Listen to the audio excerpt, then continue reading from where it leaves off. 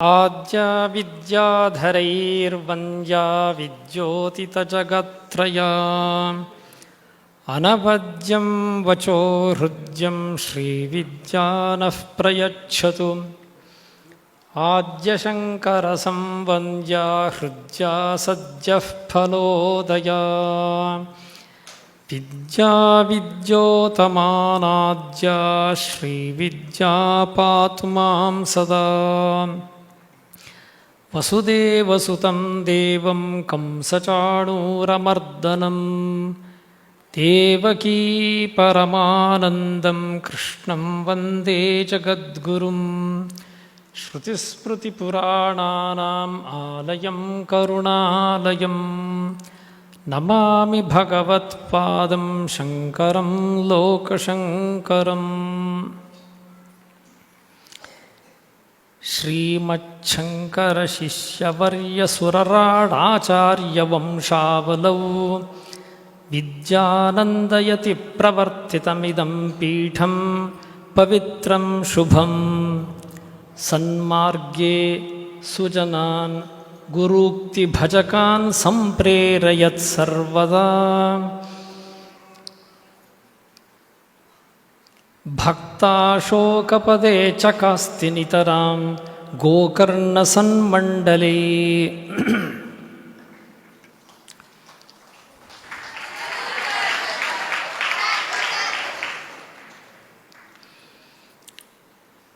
ನಮ್ಮಲ್ಲೊಂದು ಗಾದೆ ಇದೆ,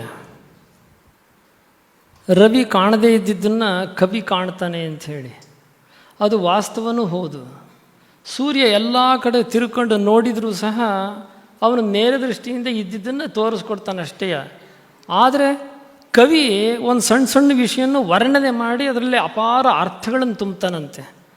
ಇವತ್ತು ಈ ಕಾರ್ಯಕ್ರಮದ ಆರಂಭದಲ್ಲಿ ಅದನ್ನು ನಿರ್ವಹಣೆ ಮಾಡ್ತಾ ಇರೋರ ಈ ಪ್ರಭುತ್ವವನ್ನು ನೋಡಿ ನಾನು ಅದನ್ನು ನಿಜವಾಗ್ಲೂ ತಿಳ್ಕೊಂಡೆ. ಅದನ್ನು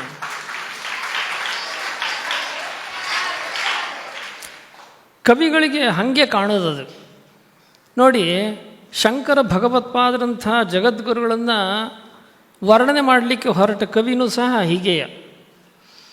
ಶಂಕರ ಭಗವತ್ಪಾದರು ಅಂತ ನಮ್ಮ ಕಣ್ಣಿಗೆ ಬಂದ ತಕ್ಷಣ ಆಚಾರ್ಯರು ಮಧ್ಯದಲ್ಲಿ ಕೂತಿರ್ತಾರೆ, ಅವರ 4 ಶಿಷ್ಯರು ಮುಂದುಗಡೆ ಆಚಾರ್ಯರ ಉಪದೇಶವನ್ನು ಶ್ರವಣ ಮಾಡ್ತಾ ಇರ್ತಾರೆ ಅನ್ನೋದನ್ನು ನಮ್ಮ ಕಣ್ಣು ಮುಂದೆ ಕಲ್ಪನೆಗೆ ತಂದ್ಕೋತೀವಿ. ಹಾಗೆ ಆ ಕವಿಗೆ ಕಲ್ಪನೆ ಬಂತು, ಆದರೆ ಆ ಕಲ್ಪನೆಯನ್ನು ಬೇರೆ ರೀತಿಯಾಗಿ ವರ್ಣನೆ ಮಾಡ್ತಾರೆ. ಪುಮರ್ಥಾಶ್ಚತ್ವಾರಃ ಕಿಮುತ ನಿಗಮಾರು ಪ್ರಭೃತಯಃ ಪ್ರಭೇದಾ ವಾ ಮುಕ್ತೇಃ ವಿರಲತರಸಾಲೋಕ್ಯ ಮುಖರಾಃ ಮುಖಾನ್ಯಾಹೋ ಧಾತುಃ ಚಿರಮಿತಿ ವಿಚಿಂಚಾಥ ವಿಬುಧಾಃ ವಿದುಶಿಷ್ಯಾನ್ ಹಸ್ತಾಮಲಕ ಮುಖರಾನ್ ಶಂಕರ ಗುರೋಃ. ಶಂಕರ ಭಗವತ್ಪಾದರನ್ನು ಕಲ್ಪನೆ ಮಾಡಿಕೊಂಡಾಗ ಆತನಿಗೆ ಎದುರುಗಡೆ 4 ಶಿಷ್ಯರು ಕಂಡರು. ಆ 4 ಶಿಷ್ಯರನ್ನು ವರ್ಣನೆ ಮಾಡ್ತಾನೆ. ವರ್ಣನೆ ಮಾಡಲಿಕ್ಕೆ ಕಾರಣ ಏನು ಅಂದರೆ, ಶಂಕರ ಭಗವತ್ಪಾದರು ಅಂದರೆ ಸಾಕ್ಷಾತ್ ಪರಮೇಶ್ವರನ ಅವತಾರಿಗಳು. ಅವರು ಅದ್ಭುತ ಲೀಲಾವರ್ಣನೆ, ಅವರ ಅಲೌಕಿಕ ಕಾರ್ಯಗಳು, ಅವರು ಲೋಕೋದ್ಧಾರಕ್ಕೋಸ್ಕರ ಮಾಡಿದಂಥ ಅಮೋಘ ಕಾರ್ಯಗಳನ್ನೆಲ್ಲ ನಮ್ಮ ಕಣ್ಣು ಮುಂದೆ ತಂದ್ಕೋತೀವಿ. ಶಂಕರ ಭಗವತ್ಪಾದರ ವ್ಯಕ್ತಿತ್ವದ ಬಗ್ಗೆ ಯಾರಿಗೂ ಅನುಮಾನನೇ ಇರೋದಿಲ್ಲ. ಅವನನ್ನು ನಾವು ವರ್ಣನೆ ಮಾಡ್ಕೋತಾನೆ ಸಂತೋಷ ಪಡ್ತಿರ್ತೀವಿ. ಆದರೆ ಅಂಥ ಆಚಾರ್ಯ ಪುರುಷರಿಗೆ ಇದ್ದಂಥ ಶಿಷ್ಯರು ಎಂಥವರು, ಅವರು ಅದೇ ರೀತಿಯಾಗಿ ಉದಾತ್ತ ಪುರುಷರು ಅನ್ನೋದನ್ನು ತೋರಿಸ್ಲಿಕ್ಕೋಸ್ಕರ ಕವಿ ವರ್ಣನೆ ಮಾಡ್ತಾನೆ. ಕವಿಗೆ ಮೊದಲು ಈ 4 ಜನ ಶಿಷ್ಯರನ್ನು ಕೂಡಿ ಸಂದೇಹ ಬಂದುಬಿಡ್ತಂತೆ. ಏನು ಸಂದೇಹ ಅಂತಂದರೆ, ಧರ್ಮ ಅರ್ಥ ಕಾಮ ಮೋಕ್ಷ ಅನ್ನೋ 4 ಪುರುಷಾರ್ಥಗಳು ಶರೀರ ರೂಪ ಧರಣೆ ಮಾಡಿಕೊಂಡು ಇಲ್ಲಿ ಕೂತಿದ್ದಾರೇನೋ ಅಂಥೇಳಿ. ಆಮೇಲೆ ಸ್ವಲ್ಪ ವಿಮರ್ಶೆ ಮಾಡಿದ ಮೇಲೆ ಅಲ್ಲ, ಮತ್ತೇನದು, ಪುಮರ್ಥಾಶ್ಚತ್ವಾರಃ ಕಿಮುತ ನಿಗಮಾರು ಪ್ರಭೃತಯಃ, ಅಥವಾ ಋಗ್ವೇದ ಯಜುರ್ವೇದ ಸಾಮವೇದ ಅಥರ್ವಣ ವೇದಗಳು ಈ ರೀತಿಯಾಗಿ ರೂಪ ತಾಳಿ ಇಲ್ಲಿ ಕೂತ್ಕೊಂಡಿದ್ದಾರೇನೋ ಅಂಥೇಳಿ ಮತ್ತೆ ಆ ಕವಿಗೆ ಸಂಶಯ ಬಂತು. ಮತ್ತೆ ಮುಂದುವರ್ಕೊಂಡು ಹೋದರು. ಸಾಲೋಕ್ಯ ಸಾಮೀಪ್ಯ ಸಾಯುಜ್ಯ ಅನ್ನೋ 4 ಮುಕ್ತಿಗಳು ಏನಾರು ಹೀಗೆ ಶರೀರ ಧಾರಣೆ ಮಾಡಿಕೊಂಡು ಇಲ್ಲಿ ಬಂದು ಕೂತಿದ್ದಾರೇನೋ ಅಂಥೇಳಿ ಆ ಕವಿ ಮತ್ತೆ ವರ್ಣನೆ ಮಾಡ್ತಾನೆ. ಅಥವಾ ಬ್ರಹ್ಮದೇವನ 4 ಮುಖಗಳು ಈ 4 ಶಿಷ್ಯರ ರೂಪದಿಂದ ಇಲ್ಲಿ ಕಾಣಿಸ್ತಿದೆಯೇನೋ ಅಂಥೇಳಿ ಕಲ್ಪನೆ ಮಾಡಿಕೊಂಡು ಕಡೆಗೆ ಆತ ತಿಳ್ಕೊಂಡಂತೆ ವಿದುಶಿಷ್ಯಾನ್ ಹಸ್ತ ಮಲಕ ಮುಖರಾನ್ ಶಂಕರ ಗುರೋಹೋ.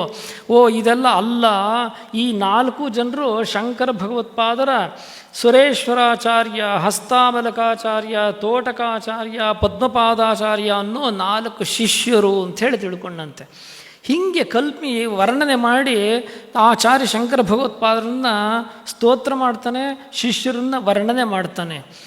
ಈ ಶಂಕರ ಭಗವತ್ಪಾದರ ವ್ಯಕ್ತಿತ್ವವನ್ನು ತೋರಿಸುವಂಥ ಈ ಇದರಲ್ಲಿ 4 ಪ್ರಮುಖ ಶಿಷ್ಯರನ್ನು ವರ್ಣನೆ ಮಾಡ್ತಾರೆ.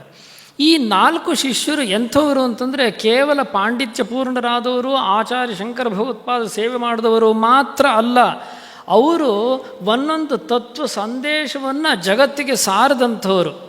ನಾವು ವೇದಾಂತದಲ್ಲಿ ಬ್ರಹ್ಮ ಸತ್ಯಂ, ಪರಬ್ರಹ್ಮ ಮಾತ್ರ ಸತ್ಯ, ಈ ಜಗತ್ತೆಲ್ಲ ಮಿಥ್ಯ ಅಂತ ಹೇಳ್ತೀವಿ. ಅದಕ್ಕೆ ಉಪೋತ್ಬಲಕವಾಗಿ ಕೆಲವಷ್ಟು ತತ್ವಗಳೆಲ್ಲ ಇದೆ. ಅದನ್ನೆಲ್ಲ ಪ್ರತ್ಯಕ್ಷವಾಗಿ ಮಾಡಿ ತೋರಿಸಿದಂಥ ಉದಾತ್ತ ಪುರುಷರೇ ಆಚಾರ್ಯ ಶಂಕರ ಭಗವತ್ಪಾದರಿಗೆ ಶಿಷ್ಯರಾಗಿ ಇದ್ದರು. ಅದನ್ನು ನಾವು ಈಗ ಸ್ವಲ್ಪ ತಿಳ್ಕೋಬೇಕು. ಆಚಾರ್ಯ ಶಂಕರ ಭಗವತ್ಪಾದರ ಪ್ರಥಮ ಶಿಷ್ಯರು ಯಾರು ಅಂದರೆ ಪದ್ಮಪಾದಾಚಾರ್ಯರು. ಪದ್ಮಪಾದಾಚಾರ್ಯರಿಗೆ ಮೊದಲು ಆಚಾರ್ಯರು ಸನ್ಯಾಸ ದೀಕ್ಷೆ ಕೊಟ್ಟ ತಕ್ಷಣ ಇಟ್ಟ ಹೆಸರು ಸನಂದನಾಚಾರ್ಯರು ಅಂಥೇಳಿ. ಮುಂದೆ ಅವರು ತಮ್ಮ ಗುರುಭಕ್ತಿಯಿಂದ ಪದ್ಮಪಾದ ಅನ್ನೋ ಹೆಸರನ್ನು ಆಚಾರ್ಯರ ಮುಖದಿಂದಲೇ ಪಡಿತಾರೆ. ಈ ಪದ್ಮಪಾದಾಚಾರ್ಯರು ಸನಂದನಾಚಾರ್ಯರು ಯಾರು? ಅವರು ದಕ್ಷಿಣ ಭಾರತದಲ್ಲಿ ತಮಿಳುನಾಡಲ್ಲಿ ಇದ್ದಂಥ ಉದ್ದಾಮ ಪಂಡಿತರು, ನರಸಿಂಹೋಪಾಸಕರು. ಅವರು ನರಸಿಂಹೋಪಾಸನೆ ಮಾಡ್ತಾ ಅಹೋಬಲ ಕ್ಷೇತ್ರದಲ್ಲಿ ಇರ್ತಾರೆ. ಅಲ್ಲಿಂದ ಮುಂದೆ ಸದ್ಗುರುಗಳನ್ನು ಆಶ್ರಯ ಮಾಡಬೇಕು ಅಂಥೇಳಿ ಗುರುವನ್ನು ಅನ್ವೇಷಣೆ ಮಾಡ್ಕೋತ ಕಾಶಿಗೆ ಹೋಗ್ತಾರೆ. ಕಾಶಿಲದ ಎಷ್ಟೋ ವರ್ಷಗಳು ಇದ್ದು ಹುಡುಕ್ತಾ ಇರ್ತಾರೆ, ಗೊತ್ತಿರೋದಿಲ್ಲ. ಆದರೆ ಆಗ್ತಾನೆ ಶಂಕರ ಭಗವತ್ಪಾದರಂಥ ವಿದ್ವಾಂಸರು ಕಾಶಿಗೆ ಬಂದಿರ್ತಾರೆ. ಜನಜನಿತವಾಗಿರುತ್ತೆ ಅವರ ಪಾಂಡಿತ್ಯ, ಅವರ ಉಪದೇಶ ಎಲ್ಲ. ಅದನ್ನು ಕೇಳಿ ಒಬ್ಬ ಬ್ರಹ್ಮಚಾರಿಗಳು, ಅದೇ ಈ ಸನಂದನರು ಪದ್ಮಪಾದರು ಅನ್ನೋರು ಪೂರ್ವಾಶ್ರಮದಲ್ಲಿ ಬ್ರಹ್ಮಚಾರಿಗಳಾಗಿದ್ದಾವಾಗ ಶಂಕರ ಭಗವತ್ಪಾದರ ಬಂದು ಅವ್ರ ಉಪದೇಶ ಎಲ್ಲ ಕೇಳಿ ತನಗೆ ಸನ್ಯಾಸ ಕೊಡಬೇಕು ಅಂತ ಕೇಳ್ತಾರೆ. ಆಚಾರ್ಯರು ಇವರ ವ್ಯಕ್ತಿತ್ವ ಎಲ್ಲದನ್ನು ತಿಳ್ಕೊತಾರೆ, ಇವರ ಅದ್ಭುತ ಪಾಂಡಿತ್ಯ ಇದನ್ನೆಲ್ಲ ತಿಳ್ಕೊಂಡು ಅವರಿಗೆ ಸನ್ಯಾಸಾಶ್ರಮ ಕೊಟ್ಟು ಅವರನ್ನು ತಮ್ಮ ಪ್ರಥಮ ಶಿಷ್ಯನನ್ನಾಗಿ ಮಾಡ್ಕೋತಾರೆ. ಸನಂದನ ಅಂಥೇಳಿ ಹೆಸರಿಡ್ತಾರೆ. ಈ ಸನಂದನರನ್ನು ಶಿಷ್ಯತ್ವಕ್ಕೆ ಸ್ವೀಕಾರ ಮಾಡಲಿಕ್ಕೆ ಆಚಾರ್ಯ ಶಂಕರ ಭಗವತ್ಪಾದರಿಗೆ ಏನು ಪ್ರೇರಣೆ ಆಗಿತ್ತು ಅಂತಂದರೆ, ಈ ನಮ್ಮ ವೇದಾಂತ ಪರಂಪರೆಯಲ್ಲಿ ವೇದಾಂತವನ್ನು ತಿಳ್ಕೋಬೇಕಾದ್ರೆ ಅದಕ್ಕೆ ಮಿಕ್ಕ ಶಾಸ್ತ್ರಗಳ ಅವಲಂಬನೆ ಬೇಕಾಗುತ್ತೆ. ವ್ಯಾಕರಣ ಶಾಸ್ತ್ರಗಳಿರಬೇಕು, ಇನ್ನು ನ್ಯಾಯಶಾಸ್ತ್ರಗಳು ನಮಗೆ ಸಹಾಯಕವಾಗಿರಬೇಕು. ಮೀಮಾಂಸ ಅಂತೂ ಬೇಕೇ ಬೇಕು, ಯಾಕೆಂದರೆ ಅದು ಉತ್ತರ ಮೀಮಾಂಸ ಪೂರ್ವ ಮೀಮಾಂಸವನ್ನು ಮೊದಲು ತಿಳ್ಕೊಂಡಿರಬೇಕಾಗುತ್ತೆ. ಹೀಗೆ 3 ಶಾಸ್ತ್ರಗಳು ಆದ ನಂತರ ವೇದಾಂತ ಶಾಸ್ತ್ರವನ್ನು ಓದಬೇಕು ಅಂಥೇಳಿ. ಪದ್ಮಪಾದಾಚಾರ್ಯರು ಉದ್ದಾಮ ಪಂಡಿತರು. ಅವರು ವ್ಯಾಕರಣದಲ್ಲಿ, ಮೀಮಾಂಸದಲ್ಲಿ ಎತ್ತಿದ ಕೈ, ನ್ಯಾಯಶಾಸ್ತ್ರದಲ್ಲಿ ಎತ್ತಿದ ಕೈ. ಅಂಥವರಿಗೆ ಇನ್ನೂ ವೇದಾಂತದ ಜ್ಞಾನ ಪೂರ್ಣವಾಗಿರಲಿಲ್ಲ. ಅದನ್ನು ಉಪದೇಶ ಮಾಡುವಂಥ ಸಮರ್ಥ ಗುರುಗಳು ಯಾರಿದ್ದಾರೆ ಅಂತೇಳಿ ಅವರು ಹುಡುಕ್ತಾ ಇದ್ದರು. ಕಡೆಗೆ ಶಂಕರ ಭಗವತ್ಪಾದರು ಅವರಿಗೆ ಸಿಕ್ಕಿದ್ರು, ಅವರಿಗೆ ಗುರುವಾಗಿ ಸಿಕ್ಕಿದ್ರು. ಅವರು ಸನ್ಯಾಸ ತಗೊಂಡು ಆಚಾರ್ಯರ ಶಿಷ್ಯರಾಗಿ ಅವರಲ್ಲಿ ಪ್ರಥಮ ಶಿಷ್ಯರು ಅಂತ ಹೆಸರನ್ನು ಗಳಿಸ್ಕೊಂಡ್ರು. ಇವರು ತಮ್ಮ ಅಪಾರ ಪಾಂಡಿತ್ಯ ಇದ್ದರೂ ಸಹ ಆ ಪಾಂಡಿತ್ಯ ಯಾವುದಕ್ಕೂ ಉಪಯೋಗಕ್ಕೆ ಬರೋದಿಲ್ಲ. ಆಚಾರ್ಯರ ಅನುಗ್ರಹ, ಗುರು ಅನುಗ್ರಹ ಯಾವಾಗ ಸಿಗುತ್ತೋ ಆವಾಗ ಆ ಪಾಂಡಿತ್ಯಕ್ಕೆ ಬೆಲೆ ಇರುತ್ತೆ. ಪಾಂಡಿತ್ಯ ಎಷ್ಟೇ ಇದ್ದರೂ ಗುರುಭಕ್ತಿ ಇರಲಿಲ್ಲ ಅಂದರೆ ಅದಕ್ಕೆ ಯಾವ ಫಲವೂ ಸಿಗುವುದಿಲ್ಲ ಅನ್ನೋದನ್ನು ಪ್ರತ್ಯಕ್ಷ ತಮ್ಮ ಜೀವನ ಸಾಧನೆಯಿಂದ ತೋರಿಸಿಕೊಟ್ಟ ಉತ್ತಮ ಶಿಷ್ಯರು ಅಂದರೆ ಪದ್ಮಪಾದಾಚಾರ್ಯರು. ಅವರು ಜಗತ್ತಿಗೆ ಸಂದೇಶವನ್ನು ಕೊಟ್ಟರು, ನೀವು ಎಷ್ಟೇ ಪಾಂಡಿತ್ಯ ಸಂಪಾದನೆ ಮಾಡಿದರೂ ಗುರುಗಳಿಗೆ ಶಿಷ್ಯನಾಗಿ ವಿನೀತನಾಗಿ ಅವರ ಅನುಗ್ರಹ ಪಡ್ಕೊಳ್ದೇ ಇದ್ದರೆ ಪಾಂಡಿತ್ಯಕ್ಕೆ ಬೆಲೆ ಇರುವುದಿಲ್ಲ ಅಂಥೇಳಿ. ಇಂಥ ಉದಾತ್ತ ಶಿಷ್ಯರನ್ನು ನಾವು ಇವತ್ತು ಪದ್ಮಪಾದಾಚಾರ್ಯರು ಅಂಥೇಳಿ ಗುರುತಿಸ್ತೀವಿ. ಇನ್ನು ಶಂಕರ ಭಗವತ್ಪಾದರು ಬ್ರಹ್ಮಸೂತ್ರಕ್ಕೆ ವ್ಯಾಖ್ಯಾನ ಭಾಷ್ಯವನ್ನು ಬರೆದರು. ಭಾಷ್ಯವನ್ನು ಬರೆದು ಸೂತ್ರಕಾರರಾದಂಥ ವ್ಯಾಸ ಮಹರ್ಷಿಗಳು ಯಾವ ಯಾವ ಪೂರ್ವ ಪಕ್ಷವಾದಂಥ ಶಾಸ್ತ್ರಗಳನ್ನೆಲ್ಲ ನಿರಾಕರಣೆ ಮಾಡಿದರೋ ಅದಕ್ಕೆ ಸರಿಯಾಗಿ ಆಚಾರ್ಯರು ವ್ಯಾಖ್ಯಾನ ಭಾಷ್ಯವನ್ನು ಬರೆದರು. ಅದರಲ್ಲಿ ಮೀಮಾಂಸಾ ಶಾಸ್ತ್ರದ ಖಂಡನೆ ಬರುತ್ತೆ, ವ್ಯಾಕರಣಶಾಸ್ತ್ರದ ಖಂಡನೆ ಬರುತ್ತೆ, ನ್ಯಾಯಶಾಸ್ತ್ರದ ಖಂಡನೆ ಬರುತ್ತೆ, ಹಾಗೆ ತಂತ್ರಶಾಸ್ತ್ರದ ಖಂಡನೆ ಬರುತ್ತೆ, ಮುಂದೆ ಯೋಗಶಾಸ್ತ್ರದ ಖಂಡನೆಯೂ ಬರುತ್ತೆ. ಏತೇನ ಯೋಗ ಪ್ರತ್ಯುಕ್ತ ಅನ್ನೋ ಸೂತ್ರದಿಂದ ಯೋಗಶಾಸ್ತ್ರವನ್ನು ನಿರಾಕರಣೆ ಮಾಡ್ತಾರೆ ಸೂತ್ರಕಾರರು. ಅದಕ್ಕನುಸಾರಿಯಾಗಿ ಆಚಾರ್ಯರು ಭಾಷ್ಯವನ್ನು ಬರೆದು ಯೋಗಶಾಸ್ತ್ರವನ್ನು ನಿರಾಕರಣೆ ಮಾಡಿದರು. ಯೋಗಶಾಸ್ತ್ರವನ್ನು ನಿರಾಕರಣೆ ಮಾಡಬೇಕಾದ್ರೆ ಪೂರ್ವಪಕ್ಷ ರಚನೆ ಮಾಡ್ತಾರೆ. ಪೂರ್ವಪಕ್ಷದಲ್ಲಿ ಯೋಗವನ್ನು ಸಮರ್ಥನೆ ಮಾಡ್ತಾರೆ. ಯಾಕೆಂದರೆ ಯೋಗ ಅನ್ನೋದನ್ನು ನಾವು ತಿರಸ್ಕಾರ ಮಾಡೋ ಹಾಗಿಲ್ಲ.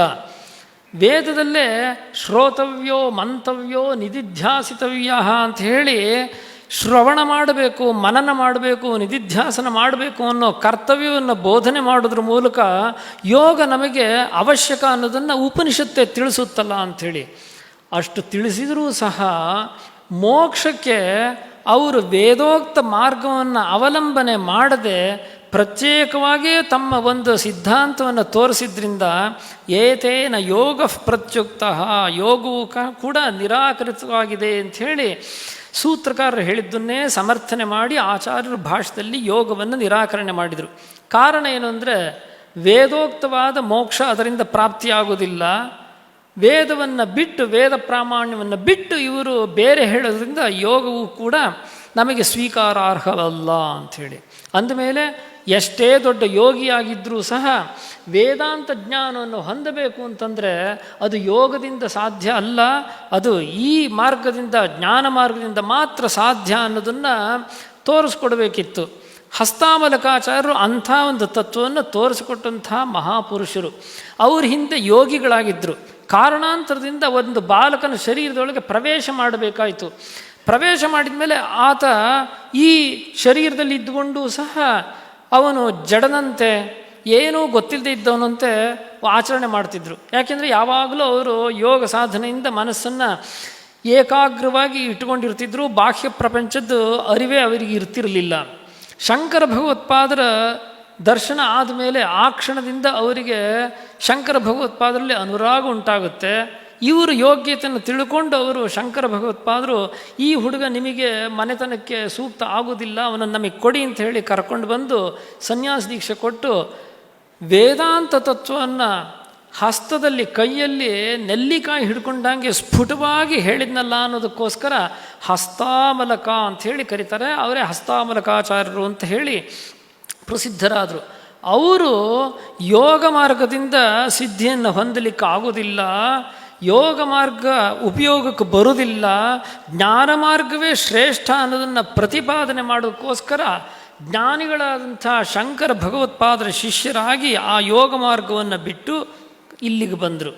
ಇದರಿಂದ ಯೋಗಶಾಸ್ತ್ರದ ಪ್ರಾಧಾನ್ಯ ಇಲ್ಲ, ಜ್ಞಾನ ಮಾರ್ಗವೇ ಪ್ರಾಧಾನ್ಯ ಅನ್ನೋದನ್ನು ತೋರಿಸ್ಕೊಟ್ಟಂಥ ಶಿಷ್ಯರು ಹಸ್ತಾಮಲಕರು.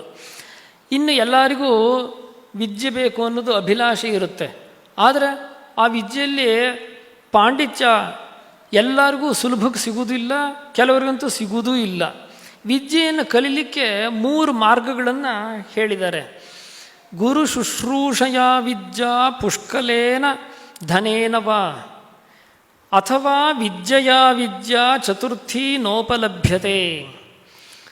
ಗುರು ಶುಶ್ರೂಷೆ ಮಾಡೋದ್ರಿಂದ, ಗುರುಗಳನ್ನು ಅತಿ ನಿಷ್ಠೆಯಿಂದ ಸೇವೆ ಮಾಡಿ ಅವ್ರನ್ನ ಎಲ್ಲ ಉಪಚಾರಗಳಿಂದ ಸಂತೋಷಪಡಿಸಿ ಅವರು ಸುಪ್ರಸನ್ನರಾದ ಮೇಲೆ ಅವರು ಅನುಗ್ರಹ ಮಾಡಿ ವಿದ್ಯಾದಾನ ಮಾಡಿದರೆ ಆವಾಗ ಅವನಿಗೆ ವಿದ್ಯಾಪ್ರಾಪ್ತಿಯಾಗುತ್ತೆ. ವಿದ್ಯೆಯನ್ನು ಹೊಂದಲಿಕ್ಕೆ ಇದು ಮುಖ್ಯ ಮಾರ್ಗ.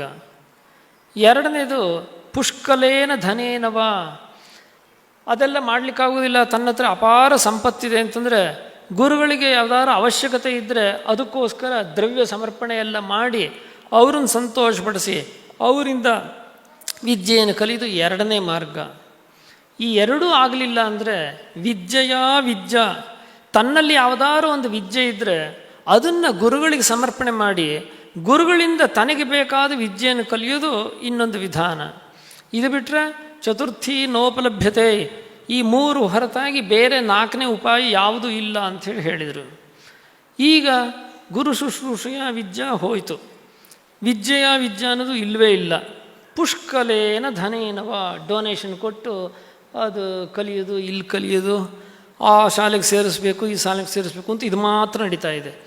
ಡೊನೇಷನ್ ಕೊಡ್ತಾರೆ, ಆದರೆ ಪ್ರಾಚೀನ ಕಾಲದ ಗುರುಗಳಿಗೆ ಧನ ಸಮರ್ಪಣೆ ಮಾಡಿ ವಿದ್ಯೆ ಕಲಿತಿದ್ರಲ್ಲ, ಹಾಗೆ ವಿದ್ಯಾವಂತರಾಗಿ ಬರ್ತಿದಾರ ಅಂತ ಕೇಳಿದರೆ ಅದನ್ನೆಲ್ಲೂ ನಿರೀಕ್ಷೆ ಮಾಡಲಿಕ್ಕಾಗೋದಿಲ್ಲ. 100ರಲ್ಲಿ ಒಂದು 4-5 ಜನರು ಯಾರು ಅಂಥ ವಿದ್ಯಾರ್ಥಿಗಳು ಬರಬಹುದು. ಡೊನೇಷನ್ ಕೊಡೋದಾಗ ಹೋಗುತ್ತೆ, ವಿದ್ಯೆ ಅಂತೂ ಹಂಗೆ ಬರೋದೇ ಇಲ್ಲ. ಇಂಥ ಸಂದರ್ಭದಲ್ಲಿ ಮೊದಲನೇದಾಗಿ ಹೇಳಿದಂತಹದ್ದು ಯಾವುದು?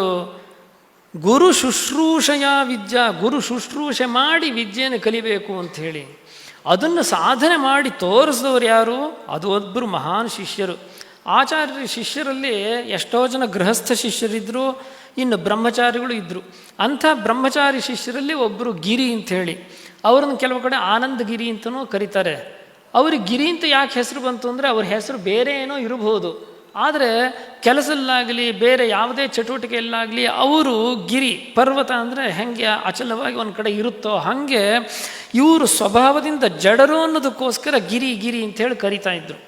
ಆದರೆ ಗಿರಿಗೆ ಶಂಕರ ಭಗವತ್ಪಾದರ ಮೇಲೆ ಅಪಾರ ಪ್ರೀತಿ ಭಕ್ತಿ. ದಿವಸ ಗುರುಗಳ ಶಂಕರ ಭಗವತ್ಪಾದರ ಶುಶ್ರೂಷೆಯನ್ನು ಅತಿ ನಿಷ್ಠೆಯಿಂದ ಮಾಡ್ಕೋತಾ ಇದ್ದ. ಶಂಕರ ಭಗವತ್ಪಾದರಿಗೆ ಈತನ ನಿಷ್ಠೆ ಗುರುಭಕ್ತಿ ಎಲ್ಲ ತುಂಬ ಹಿಡಿಸಿತ್ತು. ಗಿರಿ ತನಗೆ ತಿಳಿಯುತ್ತೋ ಇಲ್ವೋ ಆಚಾರ್ಯರ ಮುಖದಿಂದ ಬರುವಂಥ ಅಮೃತವಾಣಿಯನ್ನು ಕೇಳಬೇಕು ಅನ್ನೋ ಇಷ್ಟ ಮಾತ್ರ ಇತ್ತು. ಆಚಾರ್ಯರು ಬೇರೆ ಪಂಡಿತ ಶಿಷ್ಯರಿಗೆಲ್ಲ ಭಾಷ್ಯಪಾಠ ಮಾಡಬೇಕಾದ್ರೆ ಗಿರಿನೂ ಬಂದು ಭಕ್ತಿಯಿಂದ ಕೂರ್ತಾ ಇದ್ದ. ಏನೂ ತಿಳಿತಾ ಇರಲಿಲ್ಲ. ಎಲ್ಲರೂ ಎದ್ದ ಮೇಲೆ ಇವ್ರು ಹೇಳೋದು, ಎಲ್ಲರೂ ಕೂತ್ಕೊಂಡಾಗ ಕೂರೋದು, ಹೊರಟಾಗ ಹೊರಡೋದು, ಇಷ್ಟು ಅವ್ರ ಕೆಲಸ ಆಯಿತು. ಮತ್ತು ಗುರು ಶುಶ್ರೂಷೆ ಹೀಗೆ ಇದು ಮುಂದುವರ್ಕೋತಾ ಇತ್ತು. ಒಮ್ಮೆ ಶಂಕರ ಭಗವತ್ಪಾದರು ಭಾಷ್ಯಪಾಠಕ್ಕೆ ಬಂದರು. ಎಲ್ಲ ಶಿಷ್ಯರು ಭಾಷ್ಯ ಶ್ರವಣಕ್ಕೋಸ್ಕರ ಕಾಯ್ಕೊಂಡು ಕೂತಿದ್ರು. ಆದರೆ ಶಂಕರ ಭಗವತ್ಪಾದರು ಭಾಷ್ಯಪಾಠ ಆರಂಭ ಮಾಡದೆ ಯಾರನ್ನೋ ಕಾಯ್ಕೊಂಡು ಸುಮ್ಮನೆ ಪ್ರತೀಕ್ಷೆ ಮಾಡ್ತಾಯಿದ್ರು. ಆವಾಗ ಪದ್ಮಪಾದಾಚಾರ್ಯರು ಕೇಳ್ತಾರೆ, ಎಲ್ಲರೂ ಬಂದಾಯಿತು, ಇನ್ನು ಭಾಷ್ಯಪಾಠ ಆರಂಭ ಮಾಡಬಹುದು. ಆವಾಗ ಆಚಾರ್ಯರು ಹೇಳ್ತಾರೆ, ಇಲ್ಲ ಇನ್ನೂ ಗಿರಿ ಬಂದಿಲ್ಲ, ಅವನು ಬರಲಿ ಅಂಥೇಳಿ. ಎಲ್ರಿಗೂ ನಗು ಬಂತು. ಪದ್ಮಪಾದಾಚಾರ್ಯರು ಕುಟೀರದ್ದು ಗೋಡೆ ನೋಡಿಕೊಂಡು ನಕ್ರಂತೆ. ಅಂದರೆ ಆ ಗೋಡೆ ಹೆಂಗೆ ಜಡನೋ ಹಾಗೆ ಈ ಗಿರಿನೂ ಜಡ, ಅವನನ್ನು ಕಾಯ್ದ್ರಲ್ಲಿ ಏನು ಅರ್ಥ ಇದೆ? ಶಂಕರ ಭಗವತ್ಪಾದರಿಗೆ ತಮ್ಮ ಪ್ರೀತಿಯ ಶಿಷ್ಯ ಗಿರಿನ ಈ ಗೋಡೆಗೆ ಹೋಲಿಕೆ ಮಾಡಿಕೊಂಡು ನಕ್ರಲ್ಲ ಅಂಥೇಳಿ ಮನಸ್ಸಿಗೆ ಬಹಳ ಬೇಸರ ಆಗುತ್ತೆ. ಗುರುಗಳಿಗೆ ಅನುಗ್ರಹ ಮಾಡಬೇಕು ಅನ್ನೋ ಸಂಕಲ್ಪ ಆ ಕ್ಷಣಕ್ಕೆ ಉದಯ ಆಯಿತು. ಸಂಕಲ್ಪ ಸಿದ್ಧಿ ಆಯಿತು. ತಕ್ಷಣ ಆ ಗಿರಿಗೆ ತಾವು ಕೂತಲಿಂದನೇ ಅನುಗ್ರಹ ಮಾಡ್ತಾರೆ. ಗಿರಿ ಅಲ್ಲೆಲ್ಲೋ ನದಿಯಲ್ಲಿ ಆಚಾರ್ಯರ ಶಾಟಿ ವಸ್ತ್ರಗಳನ್ನು ಕ್ಷಾಲನೆ ಮಾಡ್ತಾ ಇರ್ತಾನೆ. ತಕ್ಷಣ ಅವನಿಗೆ ಏನೋ ಮಿಂಚು ಮೈ ಮೇಲೆ ಬಂದಂಗೆ ಆಗುತ್ತೆ, ಸ್ಫುರಣೆ ಆಗುತ್ತೆ. ಏನೂ ಗೊತ್ತಿಲ್ಲದೆ ಇದ್ದ ಗಿರಿ ವಿದಿತಾಖಿಲ ಶಾಸ್ತ್ರ ಸುಧಾ ಜಲಧೆ ಮಹಿತೋಪನಿಷತ್ ಕಥಿತಾರ್ಥ ನಿಧೆ ಅಂಥೇಳಿ ತೋಟಕ ವೃತ್ತದಿಂದ ಶಂಕರ ಭಗವತ್ಪಾದರನ್ನು ಸ್ತೋತ್ರ ಮಾಡ್ತಾ ಆಚಾರ್ಯರ ವಸ್ತ್ರವನ್ನು ಹಿಡ್ಕೊಂಡು ಆ ಕಡೆಗೆ ಬರ್ತಾನೆ. ಎಲ್ಲರೂ ಇಲ್ಲಿ ಕೂತ್ಕೊಂಡಿರ್ತಾರೆ. ದೂರದಿಂದ ಏನೋ ಒಂದು ಸ್ತೋತ್ರ ಕೇಳುತ್ತೆ. ಕೇಳಿದರೆ ಆಚಾರ್ಯರು ವರ್ಣನೆ ಮಾಡುವಂಥ ಉದಾತ್ತ ಭಾವನೆ ಇರುವಂತಹ ಸ್ತೋತ್ರ. ಯಾರು ಇಲ್ಲಿ ಹೀಗೆ ಸ್ತೋತ್ರ ಮಾಡ್ಕೊಂಡು ಬರ್ತಾ ಇದ್ದಾರೆ ಅಂಥೇಳಿ ಪದ್ಮಪಾದಾಚಾರ್ಯ ಮೊದಲಾದ ಪಂಡಿತ ಶಿಷ್ಯರೆಲ್ಲ ತಿರುಗಿ ನೋಡ್ತಾರೆ. ಅವರಿಗೆಲ್ಲ ಆಶ್ಚರ್ಯ. ಏನು ಇದುವರೆಗೆ ಬಾಯೇ ತೆಗೆದೇ ಇದ್ದವನು, ಏನೂ ಗೊತ್ತಾಗದೇ ಇದ್ದವನು ಸುಮ್ಮನೆ ಬಂಡೆ ಕಲ್ಲಂಗೆ ಆಚಾರ್ಯ ಮುಂದೆ ಕೂತಿರ್ತಾನೆ ಅಂತ ಯಾವ ಶಿಷ್ಯನ ಬಗ್ಗೆ ನೆನೆಸ್ತಾ ಇದ್ರೋ ಅದೇ ಶಿಷ್ಯ ಇವಾಗ ಬಾಯಿ ತೆಗೆದು ಆಚಾರ್ಯರನ್ನ ಉತ್ತಮ ಶ್ಲೋಕದಿಂದ ಸ್ತೋತ್ರ ಮಾಡ್ತಾ ಬರ್ತಾ ಇದ್ದಾನೆ. ಎಲ್ರಿಗೂ ಆಶ್ಚರ್ಯ. ಪದ್ಮಪಾದಾಚಾರ್ಯ ಗೊತ್ತಾಗುತ್ತೆ, ಇದು ಶಂಕರ ಭಗವತ್ಪಾದರು ಅನುಗ್ರಹ ಮಾಡಿದರೆ ಅವನಿಗೆ ಈಗ ಎಲ್ಲ ಪಾಂಡಿತ್ಯವೂ ಸಿದ್ಧಿಸಿದೆ ಅಂಥೇಳಿ. ಸ್ತೋತ್ರ ಮಾಡಿಕೊಂಡು ಆಚಾರ್ಯರ ಸಮೀಪಕ್ಕೆ ಬಂದು ನಮಸ್ಕಾರ ಮಾಡಿ ಗಿರಿ ನಿಂತ್ಕೊಂಡಾಗ ಆಚಾರ್ಯರು ಅವ್ರಿಗೆ ಹೇಳ್ತಾರೆ, ಗಿರಿ ಇವತ್ತಿನ್ನೂ ಭಾಷ್ಯಪಾಠ ಆರಂಭ ಆಗಿಲ್ಲ, ಆದರೆ ಇದುವರೆಗೆ ನೀ ಏನೇನು ಭಾಷ್ಯವನ್ನೆಲ್ಲ ಕೇಳಿದೆಯೋ ಅದರದ್ದು ಭಾಷ್ಯಪಾಠವನ್ನು ನೀನೇ ಇವತ್ತು ಮಾಡಬೇಕು ಅಂಥೇಳಿ ಕೂರಿಸಿ ಗಿರಿ ಮೂಲಕ ಭಾಷ್ಯ ಪ್ರವಚನವನ್ನು ಮಾಡಿಸ್ತಾರೆ. ಎಲ್ಲ ಶಿಷ್ಯರಿಗೂ ಆಶ್ಚರ್ಯ.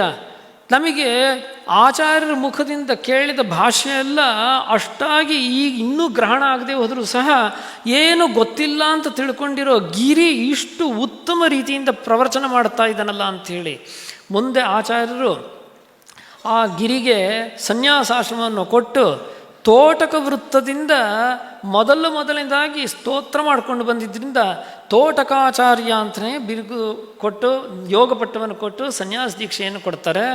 ಆ ತೋಟಕ ಭಗವತ್ಪಾದರೆ ನಮ್ಮ ಪರಂಪರೆಯ ಮೂಲ ಪುರುಷರು, ಮೂಲ ಆಚಾರ್ಯರು. ಹೀಗೆ ತೋಟಕ ಭಗವತ್ಪಾದರು ಏನನ್ನು ಸಾಧನೆ ಮಾಡಿ ತೋರಿಸಿದರು ಅಂತಂದರೆ ಭಕ್ತಿ, ಗುರುಭಕ್ತಿಯಿಂದ ಜ್ಞಾನವನ್ನು ಹೊಂದಬಹುದು. ಗುರುಭಕ್ತಿ ಇದ್ದರೆ ಗುರುಗಳ ಅನುಗ್ರಹ ನಮಗೆ ಸಿಗುತ್ತೆ. ಗುರು ಅನುಗ್ರಹದಿಂದ ನಾವು ಪೂರ್ಣ ಜ್ಞಾನವನ್ನು ಹೊಂದಲಿಕ್ಕೆ ಶಕ್ಯವಿದೆ ಅನ್ನೋದನ್ನು ಮಾಡಿ ತೋರಿಸಿದ ಆಚಾರ್ಯ ಪುರುಷರು ಅಂದರೆ ತೋಟಕ ಭಗವತ್ಪಾದ ಆಚಾರ್ಯರು. ಇನ್ನು ಸುರೇಶ್ವರ ಭಗವತ್ಪಾದರು ಆಚಾರ್ಯರ ಶಿಷ್ಯರಲ್ಲಿ ವಯೋವೃದ್ಧ ಜ್ಞಾನವೃದ್ಧ ಶಿಷ್ಯರು ಅಂತಂದರೆ ಅದು ಸುರೇಶ್ವರಾಚಾರ್ಯರು. ಸುರೇಶ್ವರಾಚಾರ್ಯರು ಬಾಕಿ ಶಿಷ್ಯರ ಹಾಗೆ ಅವರಿಗೆಲ್ಲ ಸುಲಭವಾಗಿ ಸಿಗಲಿಲ್ಲ. ಶಂಕರ ಭಗವತ್ಪಾದರು ವ್ಯಕ್ತಿತ್ವ ಎಂಥದ್ದು, ಅಷ್ಟವರ್ಷೇ ಚತುರ್ವೇದಿ, 8ನೇ ವಯಸ್ಸಿಗೆ 4 ವೇದಗಳಲ್ಲೂ ಅಪಾರ ಪಾಂಡಿತ್ಯವನ್ನು ಗ್ರಹಣ ಮಾಡಿದ್ರು. ಸಾಂಗೋಪಾಂಗವಾಗಿ ವೇದವನ್ನು ಗ್ರಹಣ ಮಾಡಿದ್ರು. 12 ಸರ್ವಶಾಸ್ತ್ರವಿತು, 12ನೇ ವಯಸ್ಸಿಗೆ ಎಲ್ಲ ಶಾಸ್ತ್ರಗಳಲ್ಲೂ ಅಪಾರ ಪಾಂಡಿತ್ಯವನ್ನು, ತಲಸ್ಪರ್ಶಿ ಪಾಂಡಿತ್ಯವನ್ನು ಗಳಿಸಿದ್ರು. 16 ಕೃತವಾನ್ ಭಾಷ್ಯಂ, 16ನೇ ವಯಸ್ಸಿಗೆ ಪ್ರಸ್ಥಾನತ್ರಯಗಳಿಗೆ ಭಾಷ್ಯವನ್ನೇ ರಚನೆ ಮಾಡಿದ್ರು. 32 ಮುನಿರಭ್ಯಗಾತ್, 32ನೇ ವಯಸ್ಸಿಗೆ ಅವರು ಕೈಲಾಸದಲ್ಲಿ ಪರಮೇಶ್ವರನಲ್ಲಿ ಐಕ್ಯರಾದರು ಅಂಥೇಳಿ ಆಚಾರ್ಯರ ವ್ಯಕ್ತಿತ್ವವನ್ನು ಒಂದೇ ಶ್ಲೋಕದಲ್ಲಿ ವರ್ಣನೆ ಮಾಡಿದ್ದಾರೆ. ಶಂಕರ ಭಗವತ್ಪಾದರು ಭಾಷ್ಯ ರಚನೆ ಮಾಡಿದ ಮೇಲೆ ಈ ಭಾಷ್ಯಕ್ಕೆ ವಾರ್ತಿಕಗಳನ್ನು ರಚನೆ ಮಾಡಿಸ್ಬೇಕು ಅಂತ ಅವರಿಗೆ ಬಹಳ ಮನಸ್ಸಾಯಿತು. ಆ ಕಾಲದಲ್ಲಿ ಕರ್ಮಕಾಂಡ ಪ್ರಕಾಂಡ ಪಂಡಿತರು ಅಂದರೆ ಅದು ಕುಮಾರಿಲ ಭಟ್ರು. ಅವ್ರ ಹತ್ರ ಭಾಷ್ಯಗಳಿಗೆ ವೃತ್ತಿಗಳನ್ನು, ವಾರ್ತಿಕಗಳನ್ನು ಬರೆಸಬೇಕು ಅಂತ ಹೇಳಿ ಹೋದರೆ ಆ ಸಮಯದಲ್ಲೂ ತುಷಾಗ್ನಿಲ್ಲಿ ಅಂದರೆ ಬೆಂಕಿ ಹಚ್ಚಿದ ಉಮಿ ಮಧ್ಯದಲ್ಲಿ ಕೂತ್ಕೊಂಡು ಪ್ರಾಯಶ್ಚಿತ್ತ ಮಾಡ್ಕೋತಾ ಇದ್ರು.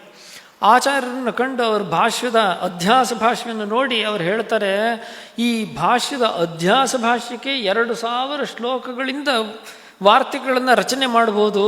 ಆದರೆ ನಾ ಈಗ ಏನೂ ಮಾಡಲಿಕ್ಕೆ ಸಾಧ್ಯವಿಲ್ಲದೆ ಇದ್ದವನಾಗಿ ಇದ್ದೀನಿ.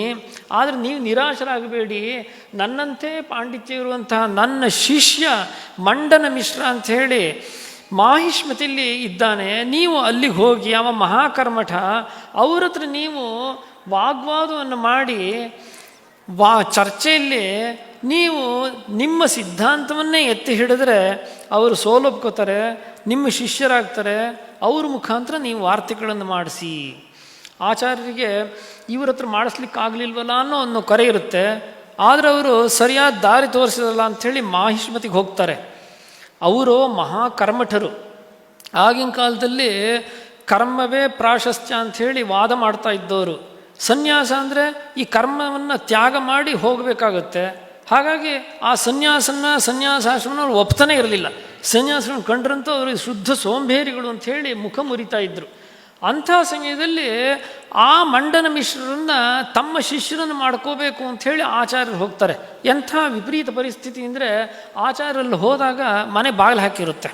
ಯಾಕೆಂದರೆ ಅವತ್ತು ಅವರ ತಂದೆ ಶ್ರಾದ್ದ ಮಾಡಬೇಕಾದ್ರೆ ಮನೆ ಒಳಗಡೆ ಮಡಿಯಲೆಲ್ಲ ಕೆಲಸ ನಡೀತಾ ಇರುತ್ತೆ, ಬಾಗಿಲು ಹಾಕ್ಕೊಂಡಿರ್ತಾರೆ, ಹೊರಗಡೆ ರಂಗೋಲಿನೂ ಹಾಕಿರೋದಿಲ್ಲ. ಅದು ಅವರಿಗೆ ಗೊತ್ತಾಗಿ ಹೋಗಿಬಿಡುತ್ತೆ. ಇವ್ರ ಮನೆ ಮುಂದುಗಡೆ ರಂಗೋಲಿ ಇಲ್ಲ, ಬಾಗಿಲು ಹಾಕಿದ್ದಾರೆ ಅಂದರೆ ಒಳಗಡೆ ಶ್ರಾದ್ದ ನಡೀತಾ ಇದೆ ಅಂಥೇಳಿ. ಇವರು ಆಚಾರ್ಯರು ಸುಮ್ಮನೆ ತಮಗೆ ಸಿಗುವಂಥ ಶಿಷ್ಯನ ಬಿಟ್ಕೊಡುವಂಥವರಲ್ಲ. ಅವರು ತಕ್ಷಣ ಯೋಗ ಮಾರ್ಗದಿಂದ ಆಕಾಶದಿಂದ ಮನೆ ಒಳಗಡೆ ಇಳಿತಾರೆ.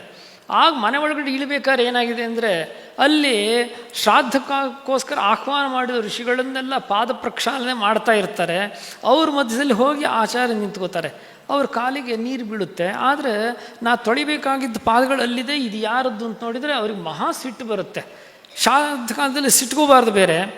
ಆದರೆ ಇವರಿಗೆ ಹಿಡಿಸದೇ ಇದ್ದಂತಹ ಸನ್ಯಾಸಿಗಳಲ್ಲಿ ಬಂದುಬಿಟ್ಟಿದ್ದಾರಲ್ಲ, ಕರ್ಮದಲ್ಲೆಲ್ಲ ಇಲ್ಲಿ ಸನ್ಯಾಸಿಗಳಿಗೇನು ಕೆಲಸ ಅಂತ ಹೇಳಿ ಅವರಿಗೆ ಸಿಟ್ಟು ಬೇರೆ.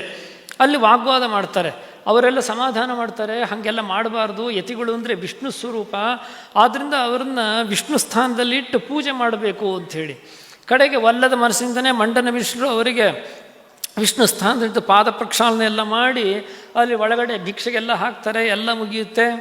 ಎಲ್ಲ ಮುಗಿದ ಮೇಲೆ ಆಚಾರ್ಯರು ಅವರಿಗೆ ಮೊದಲೇ ಹೇಳಿರ್ತಾರೋ ಇಲ್ಲೋ, ನನಗೆ ಭಿಕ್ಷೆ ಕೊಡಬೇಕು ಅಂಥೇಳಿ. ಅದು ಏನು ಭಿಕ್ಷೆ ಅಂದರೆ ವಾದ ಭಿಕ್ಷೆ. ಮುಂದೆ ಅವರಿಗೆ ವಾಕ್ಯಾರ್ಥ ನಡೆಯುತ್ತೆ. ವಾಕ್ಯಾರ್ಥದಲ್ಲಿ 21 ದಿವಸ ವಾಕ್ಯಾರ್ಥ ಎಲ್ಲ ಆದಮೇಲೆ ಅವರು ಪರಾಜಿತರಾಗ್ತಾರೆ. ಅದಕ್ಕೆ ಇನ್ನೂ ಸಹ ಪ್ರತಿಬಂಧಕಗಳು ಬಂದ ಮೇಲೆ ಇದರಲ್ಲೂ ಸಹ ತಮ್ಮ ಸರ್ವಜ್ಞತ್ವವನ್ನು ತೋರಿಸಿಕೊಟ್ಟ ಮೇಲೆ ಪೂರ್ಣ ಪ್ರಮಾಣದಿಂದ ಮಂಡನ ಮಿಶ್ರರು ಆಚಾರ್ಯ ಶಿಷ್ಯರಾಗಲಿಕ್ಕೆ ತಯಾರಾಗುತ್ತಾರೆ. ಆಚಾರ್ಯ ಶಿಷ್ಯರಾಗಿ ಸನ್ಯಾಸವನ್ನು ಸ್ವೀಕಾರ ಮಾಡಿದರು. ಮುಂದೆ ಅವರಿಗೆ ಸುರೇಶ್ವರಾಚಾರ್ಯರು ಅಂಥೇಳಿ ಒಂದು ಯೋಗ ಪಟ್ಟವನ್ನು ಆಚಾರ್ಯರು ಕೊಟ್ಟರು. ಯಾಕೆ ಅಂತಂದರೆ ಅವರೇನು ಮಹಾಸಾಮಾನ್ಯ ಅಲ್ಲ, ಮಹಾಕರ್ಮಠರೇ ಇದ್ದರೂ ಸಹ ಎಲ್ಲ ಶಾಸ್ತ್ರಗಳಲ್ಲೂ ಸಹ ತಲಸ್ಪರ್ಶಿ ಪಾಂಡಿತ್ಯ ಪಡ್ಕೊಂಡಿದ್ದರು. ಅವರು ಯಾರಿಗೆ ಸಮರಿದ್ರು ಅಂತಂದರೆ ಬೃಹಸ್ಪತ್ಯಾಚಾರ್ಯರಿಗೆ ಸಮರಿದ್ರಂತೆ. ಅವರು ಎಲ್ಲ ಶಾಸ್ತ್ರಗಳಲ್ಲೂ ಹೆಂಗೆ ಪರಿಣಿತರಾಗಿ ಅಪಾರ ಬುದ್ಧಿಶಕ್ತಿಯಿಂದ ಪ್ರತಿಭೆಯಿಂದ ದೇವತೆಗಳ ಪುರೋಹಿತರನ್ನು ಹೆಸರು ಗಳಿಸ್ಕೊಂಡಿದ್ರು, ಹಾಗೇ ಸಹ ಇವರು ಸಹ ವೇದಾಂತ ಮಾರ್ಗದಲ್ಲಿ ದೊಡ್ಡ ಆಚಾರ್ಯರಾಗಬೇಕು ಅಂಥ ಯೋಗ್ಯತೆ ಇವರಿಗೆ ಇದೆ ಅನ್ನೋ ದೃಷ್ಟಿಯಿಂದ ಅವರಿಗೆ ಸುರೇಶ್ವರಾಚಾರ್ಯರು ಅಂಥೇಳಿ ಅವರಿಗೆ ಯೋಗ ಪಟ್ಟವನ್ನು ಕೊಟ್ಟು ತಮ್ಮ ಶಿಷ್ಯನನ್ನಾಗಿ ಸ್ವೀಕಾರ ಮಾಡ್ತಾರೆ. ಈ ಸುರೇಶ್ವರಾಚಾರ್ಯರು ಯಾವ ತತ್ವವನ್ನು ನಮಗೆ ತಿಳಿಸ್ಕೊಡ್ತಿದ್ರು ಅಂದರೆ, ಎಲ್ಲರೂ ತಿಳ್ಕೊಂಡಿರ್ತಾರೆ ಪುಣ್ಯವನ್ನು ಸಂಪಾದನೆ ಮಾಡಿದರೆ ಪುಣ್ಯದಿಂದ ಪುಣ್ಯಲೋಕ ಪ್ರಾಪ್ತಿಯಾಗಿ ಹೋಗ್ಬಿಡುತ್ತೆ ಅಂತ. ಆದರೆ ಪುಣ್ಯಲೋಕ ಪ್ರಾಪ್ತಿಯಾಗೋದು ಹೌದು, ಆದರೆ ಅದು ಶಾಶ್ವತವಾಗಿ ಕೇಳಿದರೆ ಅಲ್ಲ. ಕ್ಷೀಣೆ ಪುಣ್ಯೇ ಮರ್ಚಲೋಕಂ ವಿಶಂತಿ. ಆ ಪುಣ್ಯಗಳೆಲ್ಲ ಇವರಿಗೆ ಕರಗ್ತಾ ಬರುತ್ತೆ, ಅಲ್ಲಿ ಸುಖಭೋಗಗಳನ್ನು ಅನುಭವಿಸ್ತಾ ಆ ಪುಣ್ಯ ಎಲ್ಲ ಕ್ಷೀಣ ಆದಮೇಲೆ ಮತ್ತೆ ಈ ಭೂಲೋಕದಲ್ಲಿ ಬಂದು ಬೀಳಲೇಬೇಕು. ಎಷ್ಟು ಪುಣ್ಯ ಸಂಪಾದನೆ ಮಾಡಿದರೂ ಸಹ ಅದರಿಂದ ಶಾಶ್ವತವಾದ ಲೋಕವನ್ನು ಹೊಂದಲಿಕ್ಕೆ ಸಾಧ್ಯವಿಲ್ಲ ಅನ್ನೋದನ್ನು ನಮಗೆ ಉಪನಿಷತ್ತು ತಿಳಿಸುತ್ತೆ. ತದ್ಯಥೇಹ ಕರ್ಮಚಿತೋ ಲೋಕಃ ಕ್ಷೀಯತೆ ಏವಮೇವಾತ್ರ ಪುಣ್ಯಚಿತೋ ಲೋಕಃ ಕ್ಷೀಯತೆ. ಉಪನಿಷತ್ತು ತಿಳಿಸುತ್ತೆ, ಕರ್ಮದಿಂದ ಸಂಪಾದನೆ ಮಾಡಿದ ಲೋಕವೂ ಸಹ ಇರುವುದಿಲ್ಲ, ಪುಣ್ಯದಿಂದ ಸಂಪಾದನೆ ಮಾಡಿದ ಲೋಕಗಳೂ ಸಹ ಇರುವುದಿಲ್ಲ. ಈ ಎರಡುಗಳನ್ನು ಅನುಷ್ಠಾನ ಮಾಡಿಯೂ ಸಹ ಶಾಶ್ವತ ಪದ ಸಿಗುವುದಿಲ್ಲ ಅಂದಮೇಲೆ ಅದನ್ನು ಮಾಡಬೇಕಾದ್ರೂ ಯಾಕೆ? ಅದೇನೋ ಚಿತ್ತಶುದ್ಧಿಗೆ ಮಾಡಿಕೊಂಡು ಈ ಮಾರ್ಗಕ್ಕೆ ಬರಲಿಕ್ಕೆ ಅದನ್ನೆಲ್ಲ ಮಾಡಿಕೊಂಡಿದ್ರೂ ಸಹ ಕರ್ಮವೇ ಬ್ರಹ್ಮ, ಕರ್ಮ ಬಿಟ್ಟು ಬೇರೆ ಯಾವುದು ಇಲ್ಲ ಅನ್ನೋದನ್ನು ಮಾತ್ರ ಇಟ್ಕೋಬಾರದು. ಅದರಿಂದ ಏನೂ ಪ್ರಯೋಜನ ಆಗೋದಿಲ್ಲ. ಒಂದಲ್ಲ ಒಂದು ಕಾಲದಲ್ಲಿ ಜ್ಞಾನ ಪ್ರಾಪ್ತಿ ಆಗಬೇಕು, ಮೋಕ್ಷ ಪಡಿಬೇಕು ಅಂದರೆ ಕರ್ಮತ್ಯಾಗ ಮಾಡಬೇಕು. ಈ ಪುಣ್ಯದಲ್ಲಿ ಅಭಿಲಾಷಣೆ ಇಟ್ಕೊಳ್ಳದೆ ಅದನ್ನೆಲ್ಲ ಬಿಡಬೇಕು. ಬಿಟ್ಟು ಜ್ಞಾನ ಮಾರ್ಗಕ್ಕೆ ಬಂದಾವಾಗ ಮೋಕ್ಷ ಸಿಗುತ್ತೆ. ಅದನ್ನೇ ನಮಗೆ ಸುರೇಶ್ವರಾಚಾರ್ಯ ತಿಳಿಸಿಕೊಟ್ರು. ಅತಿ ಕರ್ಮಠರಾಗಿದ್ದ ಮಂಡನ ಮಿಶ್ರರು ಕರ್ಮ ಮಾರ್ಗವನ್ನು ಪೂರ್ಣವಾಗಿ ತ್ಯಾಗ ಮಾಡಿ ಆಚಾರ್ಯ ಶಂಕರ ಭಗವತ್ಪಾದರ ಶಿಷ್ಯರಾಗಿ ಈ ಕರ್ಮ ಪುಣ್ಯ ಇವನ್ನೆಲ್ಲ ಬಿಟ್ಟಾಗ ಮಾತ್ರ ಜ್ಞಾನ ಪ್ರಾಪ್ತಿ ಆಗುತ್ತೆ ಅನ್ನೋದನ್ನು ತೋರಿಸಿಕೊಟ್ರು. ಅಂಥ ಸುರೇಶ್ವರಾಚಾರ್ಯರ ವಂಶ ಅಂದರೆ ಪರಂಪರೆಯೇ ನಮ್ಮ ಈ ಗೋಕರ್ಣ ಮಂಡಲಾಧಿಕಾರಕವಾದಂಥ ರಾಮಚಂದ್ರಾಪುರ ಮಠದ ಸಂಸ್ಥಾನ.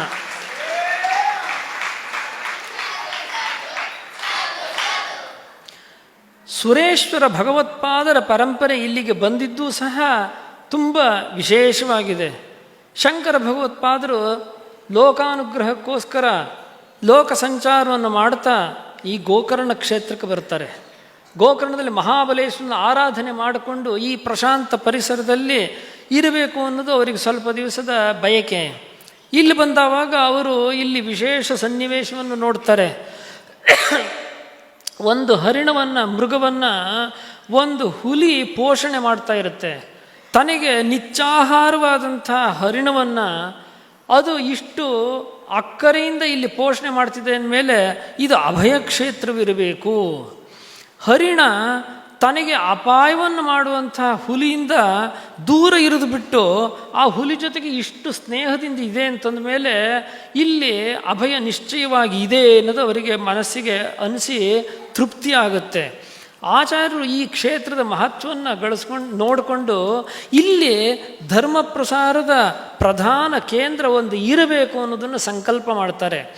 ತಮ್ಮ ಶಿಷ್ಯರಾದಂತಹ ಸುರೇಶ್ವರಾಚಾರ್ಯರಿಗೆ ಹೇಳಿದ ಮೇಲೆ ಸುರೇಶ್ವರಾಚಾರ್ಯರು ತಮ್ಮ ಜ್ಯೇಷ್ಠ ಶಿಷ್ಯರ ವಿದ್ಯಾನಂದರನ್ನು ಈ ಪೀಠಕ್ಕೆ ನಿಯುಕ್ತಿ ಮಾಡ್ತಾರೆ. ಶಂಕರ ಭಗವತ್ಪಾದ ಪ್ರತಿಷ್ಠೆ ಮಾಡಿದ ಪೀಠ ಇಲ್ಲಿ ಪ್ರಧಾನವಾಗಿ ಮುಂದುವರೆಕೊಂಡು ಅದು ವಿದ್ಯಾನಂದಾಚಾರ್ಯರಿಂದ ಪ್ರವರ್ತಿತವಾಗಿ ಅನುಸ್ಯೂತವಾಗಿ ಇವತ್ತಿನವರೆಗೂ ನಡೆಕೊಂಡು ಬಂದಿದೆ ಅನ್ನೋದೇ ಒಂದು ವಿಶೇಷ.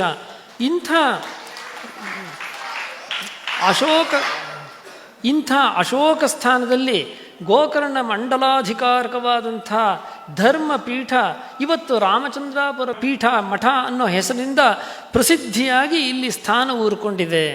ನೆನ್ನೆನೂ ಸಹ ನಾನು ಮಠದ ಪ್ರಾಚೀನ ಅವಶೇಷಗಳಿರುವಂಥ ಸ್ಥಾನಕ್ಕೆಲ್ಲ ನೋಡ್ಕೊಂಡು ಹೋಗಿ ಬಂದೆ, ಎಲ್ಲದನ್ನೂ ಪರಿಶೀಲನೆ ಮಾಡ್ಕೊಂಡು ಬಂದೆ.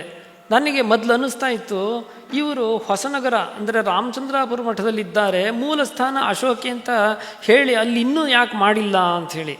ಆದರೆ ಇಲ್ಲಿ ಈಗೊಂದು 4-5 ವರ್ಷದಿಂದ ವಿಷ್ಣುಗುಪ್ತ ವಿದ್ಯಾಪೀಠವನ್ನು ಸ್ಥಾಪನೆ ಮಾಡಿ ಮೂಲ ಮಠದ ಜೀರ್ಣೋದ್ಧಾರ ಮಾಡಲಿಕ್ಕೆ ಸಂಕಲ್ಪ ಮಾಡಿ ಪ್ರವೃತ್ತರಾಗಿ ಎಲ್ಲ ಮಾಡ್ತಿದ್ದಾರೆ ಅನ್ನೋದನ್ನು ಪ್ರತ್ಯಕ್ಷ ನಾನು ನೋಡಿ ಇಲ್ಲಿ ತಿಳ್ಕೊಂಡೆ. ಇನ್ನು ಈ ಗೋಕರ್ಣ ಮಂಡಲಾಧೀಶರಿಗೂ ಶ್ರೀ ವಿದ್ಯಾಪೀಠಕ್ಕೂ ಸಂಬಂಧ ಅನ್ನೋದು ನೆನ್ನೆಯನ್ನು ಹುಟ್ಟಿದ್ದಲ್ಲ. ಇದು ಹಿಂದೆ ಅಶೋಕ ವೃಕ್ಷದ ಹಾಗೆ ಮುಂಬೈಯಲ್ಲೇ ನಮಗೆ 12 ವರ್ಷದ ಕೆಳಗಡೆ ಶುರುವಾಗಿ ಹೋಗಿಬಿಟ್ಟಿತ್ತು. 12 ವರ್ಷದ ಹಿಂದೆ ನಾನು ಮುಂಬೈಯಲ್ಲಿ ಚಂಬೂರಿನಲ್ಲಿದ್ದೆ. ಆವಾಗ ಒಮ್ಮೆ ಒಂದು ದಿವಸ ಮಧ್ಯಾಹ್ನ ಸಮಯದಲ್ಲಿ ಮಠದ ಶಿಷ್ಯವರ್ಗದವರು ಬಂದು ಹೇಳಿದರು, ಇಲ್ಲಿ ರಾಮಚಂದ್ರಾಪುರ ಮಠದವರು ಇಲ್ಲಿಗೆ ಬರ್ತಾರೆ ಅಂಥೇಳಿ. ಅವರು ಬಂದಿದ್ದೂ ಸಹ ನನಗೆ ಗೊತ್ತಿರಲಿಲ್ಲ. ಎಲ್ಲಿದ್ದಾರೆ ಈಗ ಅಂತ ಕೇಳಿದೆ. ಮುಂಬೈಯಲ್ಲಿ ಶಂಕರ ಮಠದಲ್ಲೇ ಇದ್ದಾರೆ ಅಂತಂದರು. ಅವ್ರು ಬಂದಿದ್ದು ನನಗೆ ಗೊತ್ತಿಲ್ಲ, ಆದರೆ ನಾ ಬಂದಿದ್ದು ಅವ್ರಿಗೆ ಗೊತ್ತಾಗಿದೆ. ಹಾಗಾಗಿ ಅವರು ಬರ್ತೀನಿ ಅಂತ ಹೇಳಿ ಕಳಿಸ್ತಿದ್ದಾರಲ್ಲ ಅಂಥೇಳಿ ತಕ್ಷಣ ಬರಲಿ ಅಂತ ಹೇಳಿದ್ರೆ ಸಂಜೆ ಒಂದು 4-4:15 ಅಲ್ಲಿಗೆ ಶ್ರೀಮಠಕ್ಕೆ ದಯಮಾಡಿಸಿದರು. ಅಲ್ಲಿ ಮಠದಲ್ಲಿ ಇಬ್ಬರು ಪರಿಚಯನೂ ಎಲ್ಲ ಆಯಿತು. ಆದಮೇಲೆ ನಾವು 1-1.5 ತಾಸು ಅವ್ರ ಹತ್ರ ಮಾತಾಡ್ತಾ ಇದ್ವಿ. ಮುಂದೆ ಅವರಿಗೆ ಇರಬೇಕು ಅನ್ನೋ ಅಪೇಕ್ಷೆ ಇದ್ದಲ್ಲಿ ಮಾತಾಡ್ತಾ ಇದ್ದರೂ ಸಹ ಇವರು ಕಾರ್ಯಕ್ರಮವನ್ನೆಲ್ಲ ನೋಡಿಕೊಳ್ಳುವಂಥ ಶಿಷ್ಯ ಪ್ರಮುಖರು ಬಂದಿದ್ದರು. ಅವರ ಹೆಸರು ಜನಾರ್ದನ ಅಂತ ಕರೆಯುತ್ತೆ. ಅವರು ಬಂದಿದ್ದರು. ಅವರು ಈ ಮುಂದೆ ಹೊರಡಲಿಕ್ಕೆ ಸೂಚನೆ ಇದೆಲ್ಲ ಮಾಡಿದ ತಕ್ಷಣ ಅನಿವಾರ್ಯವಾಗಿ ಹೋಗಬೇಕಾಯಿತು. 1.5 ತಾಸು ಇವರ ಹತ್ರ ಮಾತಾಡಿದವಾಗ ಇವ್ರದ್ದು ತುಂಬಿದ ಸ್ನೇಹ ಹೃದಯ, ಇವರು ಪ್ರೇಮ, ನಿಷ್ಕಲ್ಮಶ ಮನಸ್ಸು, ಇವರದ್ದು ಈ ಎಲ್ಲ ಗುಣಗಳನ್ನು ನೋಡಿ ನನಗೆ ತುಂಬ ಸಂತೋಷ ಆಯಿತು. ಅವರು ಬರೋ ಹೊತ್ತಿಗೆ ನಾನು ಒಳಗಿಂದ ಬಂದೆ. ಅಷ್ಟೊತ್ತಿಗೆ ಅವ್ರ ಮೇಲೆ ಬಂದಾಗ ಹೋಗ್ಬಿಟ್ಟಿತ್ತು, ಅಲ್ಲೇ ಭೇಟಿ ಆಯಿತು. ಮುಂದೆ ಇವರು ಹೋಗಬೇಕಲ್ಲ ಅನ್ನೋ ಹೊತ್ತಿಗೆ ನಾನು ಇವ್ರನ್ನ ಕಳಿಸ್ಕೊಡ್ಲಿಕ್ಕೋಸ್ಕರ ಕೆಳಗವರೆಗೂ ಹೋದೆ. ಅಲ್ಲಿ ಗಾಡಿ ಅಲ್ಲಿ ತಯಾರಾಗಿತ್ತು, ಗಾಡಿವರೆಗೂ ಹೋದೆ. ಇವ್ರು ಗಾಡಿ ಒಳಗೆ ಕೂತ್ಕೊಂಡು ನಂಗೆ 2-3 ಸಲ ಹೇಳಿದರು, ನೀವಿಲ್ಲೇ ನಿಂತ್ಕೊಳ್ಳಿ, ನೀವು ಇಲ್ಲೇ ನಿಂತ್ಕೊಳ್ಳಿ ಅಂಥೇಳಿ. ನಾ ಇನ್ನೇನು ಮಾಡೋದು, ಅವ್ರು ಹೇಳ್ತಾರಲ್ಲ ಅಂಥೇಳಿ ನಿಂತ್ಕೊಂಡೆ. ಎಲ್ಲಿವರೆಗೆ? ನೆನ್ನೆವರೆಗೆ ನಾನು ನಿಂತ್ಕೊಂಡೇ ಇದ್ದೆ. ಆಮೇಲೆ ನಾನು ಇಲ್ಲಿ ಬಂದ ಮೇಲೆ ನೆನ್ನೆ ಕಲ್ತಿದ್ದ ಪಾಠ ಏನು ಅಂತಂದರೆ, ಇನ್ನು ಯಾವ ಕಾರಣಕ್ಕೂ ಹಿಂಗೆ ಯತೀಶ್ವರನೆಲ್ಲ ಕಳಿಸ್ಲಿಕ್ಕೆ ಹೋಗಿ ಅಲ್ಲಿ ನಿಂತ್ಕೊಂಡಾವಾಗ ನನ್ನನ್ನು ಕಳಿಸ್ಲಿಕ್ಕೆ ಯಾರು ಬಂದರೆ ಇಂಥ ಯತಿಗಳೆಲ್ಲ ಅವ್ರಿಗೆ ಇಲ್ಲಿ ನಿಂತ್ಕೊಳ್ಳಿ ಅಂತ ಹೇಳಬಾರ್ದು. ನಾನು ಆವಾಗ ನೋಡಿದವನು ಮಠಕ್ಕೆ ಪರಸ್ಪರ ಆಹ್ವಾನ ಎಲ್ಲ ಮಾಡ್ಕೊಂಡಿದ್ವಿ. ನಾನು ಬರ್ತೀನಿ ಅಂತಂದ್ರು, ನೀವು ಬರ್ತೀನಿ ಅಂತಂದರು. ನನಗೆ ಅವರು ರಾಮಚಂದ್ರಾಪುರ ಮಠ ಎಲ್ಲಿದೆ ಅನ್ನೋದೇ ಸರಿಯಾಗಿ ಗೊತ್ತಿರಲಿಲ್ಲ. ನಾ ತೀರ್ಥಹಳ್ಳಿ ಅಂತ ತಿಳ್ಕೊಂಡಿದ್ದೆ. ಇಲ್ಲ, ಅದು ಹೊಸನಗರದಲ್ಲಿದೆ ಅಂತಂದರು. ನಾನು ಆವಾಗ ನೀವು ಯಾವಾಗ ಇರ್ತೀರಿ, ನಾನು ಅಲ್ಲಿ ಬರಬೇಕಾರೆ ಅಂತಂದವಾಗ, ನೀವು ಯಾವಾಗ ಬರ್ತೀರೋ ಆ ಸಮಯದಲ್ಲಿ ನಾನು ಅಲ್ಲಿಗೆ ಬಂದುಬಿಡ್ತೀನಿ ಅಂತೇಳಿ ಹೇಳಿದರು. ಇಷ್ಟೊಂದು ಉದಾರವಾಗಿ ಮಾತಾಡಿ ಸ್ನೇಹ ತೋರಿಸಿದ್ರು ಸಹ ಅದನ್ನು ಮುಂದುವರಿಸ್ಕೊಂಡು ಹೋಗಲಿಕ್ಕೆ ಯಾಕೆ ಇಷ್ಟು ವರ್ಷ ಆಗಿತ್ತು ಅಂಥೇಳಿ. ಈ ಸ್ನೇಹ ಸಂಬಂಧ ಅನ್ನೋದೆಲ್ಲ ಸುಮ್ಮನೆ ಆ ಕ್ಷಣಕ್ಕೆ ಬಂದು ಹೋಗ್ಬಿಡ್ತು ಅಂತಂದರೆ ಅದು ಸ್ಥಿರವಾಗಿರೋದಿಲ್ಲ. ಅದಕ್ಕೊಂದು ತಪಸ್ಸೆಲ್ಲ ನಡಿಬೇಕಾಗುತ್ತೋ ಇಲ್ವಾ? ತಪಸ್ಫೂರ್ತಿ ವರ್ಷ ಅಂದರೆ ಅದಕ್ಕೆ 12 ವರ್ಷಕ್ಕೆ ಹೇಳ್ತಾರೆ. ಈ 12 ವರ್ಷ ಯಾಕಾಯಿತು ಅಂತಂದರೆ, ಮುಂದೆ ಬಿಡದೇ ಇದ್ದಂಗೆ ಸ್ಥಿರವಾಗಿ ಈ ಸ್ನೇಹ ಸಂಬಂಧ ಬೆಳೆಸ್ಕೊಂಡು ಹೋಗಬೇಕು ಅನ್ನೋದಕ್ಕೋಸ್ಕರ 12 ವರ್ಷ ತಪಸ್ಸೆಲ್ಲ ಆಗಿ ಅದು ನೆನ್ನೆ ಇಲ್ಲಿ ಪೂರ್ತಿ ಆಯಿತು. ಈ ಪೂರ್ತಿ ಆದಮೇಲೆ ಈ ಸಂಬಂಧ ಇನ್ನು ಹೆಂಗೆ ದೃಢವಾಗಿದೆ ಅಂದರೆ, ಇನ್ನು ಅದನ್ನೆಲ್ಲ ಯಾರಿಂದನೂ ಬಿಡಿಸ್ಲಿಕ್ಕಾಗೋದಿಲ್ಲ. ಈ ಬಂಧ ಅನ್ನೋದು ವಜ್ರ ಬಂಧವಾಗಿ ಹಿಂಗೆ ಕುಡ್ಕೊಂಡು ಹೋಗಿಬಿಟ್ಟಿದೆ. ಇಲ್ಲಿಗೆ ಬಂದ ಮೇಲೆ ಈಗಷ್ಟೇ ಹೇಳ್ತಾ ಇದ್ದರು, ನಾನು ನೀವು ಇಲ್ಲಿ ಬಂದಾವಾಗ ಬೆಲೆ ಕಟ್ಟಲಿಕ್ಕೆ ಆಗದೇ ಇದ್ದಂಥದ್ದು ಏನಾರು ಒಂದು ಕೊಡಬೇಕು ಅಂಥೇಳಿ ಮನಸ್ಸು ಸಂಕಲ್ಪ ಮಾಡಿಕೊಂಡು ಸಕಲ ಲಕ್ಷಣಗಳು ಇರುವಂಥ ಒಂದು ವೃಷಭವನ್ನು ಮಠಕ್ಕೆ ಸಮರ್ಪಣೆ ಮಾಡಲಿಕ್ಕೋಸ್ಕರ ತಂದಿದ್ದೀನಿ ಅಂಥೇಳಿ. ನಾಂದೆ, ನೀವು ಬೆಲೆ ಕಟ್ಟಲಿಕ್ಕೆ ಆಗದೇ ಇದ್ದಿದ್ದನ್ನು ಮೊದಲೇ ನನಗೆ ಕೊಟ್ಟುಬಿಟ್ಟಿದ್ದೀರಿ ಅಂಥೇಳಿ. ನಾ ಏನು ಅಂತ ಹೇಳಲಿಲ್ಲ, ಈಗ ಹೇಳಬೇಕಾಗುತ್ತೆ, ಹೇಳಿದ್ದೀನಿ ಅದನ್ನೇ. ಈ ವೃಷಭನ್ನು ಬೆಲೆ ಕಟ್ಟಲಿಕ್ಕೆ ಆಗೋದಿಲ್ಲ, ಹೌದು. ಆದರೆ ಇದಕ್ಕೆ ಬೆಲೆ ಕಟ್ಟಲಿಕ್ಕೆ ಆಗದಿದ್ದಂಥ ಇನ್ನೊಂದು ವಸ್ತುವನ್ನು 12 ವರ್ಷದ ಕೆಳಗಡೆ ನನಗೆ ಕೊಟ್ಬಿಟ್ರು. ಏನು ಅಂದರೆ, ಅವರು ನನ್ನ ಮೇಲೆ ಇಟ್ಟಿರುವಂಥ ಪ್ರೇಮ ಸ್ನೇಹನ. ಅದಕ್ಕೆ ನಾವೇನಾದ್ರು ಬೆಲೆ ಕಟ್ಟಲಿಕ್ಕೆ ಆಗುತ್ತೇನೋ? ಕಟ್ಟಲಿಕ್ಕೆ ಆಗೋದಿಲ್ಲ. ಬೆಲೆ ಕಟ್ಟಿದರೆ ಅದೆಲ್ಲ ಅಲ್ಪ ಪ್ರಮಾಣದಾಗ ಹೋಗ್ಬಿಡುತ್ತೆ. ಯಾವುದಕ್ಕೆ ಬೆಲೆನೇ ಕಟ್ಟಲಿಕ್ಕಾಗೋದಿಲ್ವೋ ಅದಕ್ಕೆ ಅನರ್ಘ್ಯ, ಅಮೂಲ್ಯ ಅಂತ ಹೇಳ್ತೀವಿ. ಅಂಥ ಅಮೂಲ್ಯವಾದ ಪ್ರೇಮವನ್ನು, ಸ್ನೇಹವನ್ನು ಇವರು ನನಗೆ ಮೊದಲೇ ಕೊಟ್ಟಿದ್ದಾರೆ. ಅದು 12 ವರ್ಷಗಟ್ಟಲೆ ತಪಸ್ಸು ಮಾಡಿ ಈಗ ಮತ್ತೊಮ್ಮೆ ಅದು ಪಡ್ಕೊಂಡಿದ್ರಿಂದ ಅದು ಇನ್ನು ಯಾರಿಗೂ ಕೊಡಲಿಕ್ಕೆ ಅಲ್ಲ ಅನ್ನೋದು ನನ್ನ ದೃಢವಾದ ಭಾವನೆ. ಇನ್ನು ಅದನ್ನು ಬಿಡಿಸ್ಲಿಕ್ಕೆ ಯಾರಿಂದಲೂ ಸಾಧ್ಯವೂ ಆಗೋದಿಲ್ಲ. ರಾಮಚಂದ್ರ ಪರಮಠದ ಗುರುಗಳು ಅಂದರೆ ನನಗೆ ಆತ್ಮ ಇದ್ದಂಗೆ, ಅವರು ಆಧ್ಯಾತ್ಮಿಕ ಸ್ನೇಹಿತರು, ಬಂಧುಗಳು ಎಲ್ಲ ಆಗಿದ್ದಾರೆ. ಅಂಥವರು ಇವತ್ತು ನನ್ನನ್ನು ಇಲ್ಲಿಗೆ ಬರಮಾಡಿಕೊಂಡು ಇಷ್ಟೊಂದು ಪ್ರೇಮದಿಂದ ವ್ಯವಹಾರ ಮಾಡಿ, ಸ್ವಾಗತ ಮಾಡಿ, ಇಲ್ಲಿ ಆದರಾತಿಥ್ಯವನ್ನು ಕೊಟ್ಟಿದ್ದನ್ನು ನೋಡಿದರೆ ನಾನು ಬಹುಶಃ ಇವರು ಸ್ನೇಹವನ್ನು ಕಳ್ಕೊಂಡ್ಬಿಡ್ತೀವೇನೋ ಅಂಥೇಳಿ ಮತ್ತೆ ಭಯನೂ ಆಗ್ತಾಯಿದೆ. ಯಾಕೆಂದರೆ ಇಷ್ಟೆಲ್ಲ ತೋರಿಸಿದ್ರಲ್ಲ, ಅದಕ್ಕಿಂತ ಹೆಚ್ಚಿನದಾಗಿ ನಾವು ನಮ್ಮ ಮಠದಲ್ಲಿ ತೋರಿಸ್ಬೇಕಲ್ವಾ. ಅದು ಆಗಲಿಲ್ಲ ಅಂತಂದರೆ ಏನು ಅಂಥೇಳಿ. ಆದರೆ ಅವರು ಸ್ನೇಹಶೀಲತೆ ಹೆಂಗಿದೆ ಅಂತಂದರೆ ಇದರಲ್ಲಿ ಏನು ನ್ಯೂನತೆ ಇದ್ದರೂ ಅದನ್ನು ಗಣನೆ ಮಾಡಿಕೊಳ್ಳೋದಿಲ್ಲ. ಸ್ನೇಹಶೀಲರಿಂದ ನಿಶ್ಚಯವಾಗಿ ಅದನ್ನೆಲ್ಲದನ್ನೂ ಸ್ನೇಹದಿಂದನೇ ಸ್ವೀಕಾರ ಮಾಡ್ತಾರೆ ಅಂಥೇಳಿ ನನ್ನ ಮನಸ್ಸಿಗೆ ಅನ್ನಿಸ್ತಾ ಇದೆ. ಇವತ್ತು ಆರಂಭವಾದಂಥ ಸ್ನೇಹ ಇನ್ನು ಹಾಗೆ ಮುಂದುವರ್ಕೊಂಡು ಹೋಗ್ತಾನೇ ಇರಬೇಕು. ಇಲ್ಲಿ ಬಂದು ಯಾರೂ ಕಲ್ಪನೆ ಮಾಡಲಿಕ್ಕೆ ಸಾಧ್ಯವಿಲ್ಲದಂಥ ವಿಷ್ಣುಗುಪ್ತ ವಿದ್ಯಾಪೀಠವನ್ನು ಇಲ್ಲಿ ಸ್ಥಾಪನೆ ಮಾಡಿದ್ದಾರೆ. ನನಗೇನಿಸುತ್ತಂದರೆ ಮಂಡನ ಮಿಶ್ರನ್ನು ಹುಡುಕೊಂಡು ಶಂಕರ ಭಗವತ್ಪಾದರು ಹೋದರೋ ಇಲ್ವೋ, ಅಲ್ಲಿ ಅವರು ಗುಪ್ತವಾಗಿ ಬಾಗಿಲು ಹಾಕ್ಕೊಂಡು ಶ್ರಾದ್ದ ಮಾಡ್ತಾಯಿದ್ರು. ಇದು ಎಷ್ಟೇ ಗುಪ್ತವಾಗಿದ್ದರೂ ಸಹ ಶಂಕರ ಭಗವತ್ಪಾದರು ಒಳಗೆ ಹೋದರು. ಹೋದ ಮೇಲೆ ಇವರು ಬಂದ್ರಲ್ಲ ಅನ್ನೋದಕ್ಕೋಸ್ಕರ ಅವ್ರಿಗೊಂದು ಸ್ಥಾನ ತೋರಿಸಿದರು. ಅದು ಯಾವ ಸ್ಥಾನ ಅಂತಂದರೆ ವಿಷ್ಣು ಸ್ಥಾನ.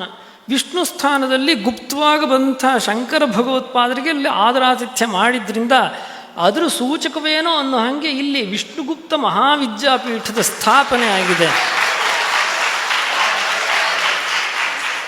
ಈ ವಿಷ್ಣುಗುಪ್ತ ವಿದ್ಯಾಪೀಠದ ಬಗ್ಗೆ ಒಂದು ಶ್ಲೋಕ.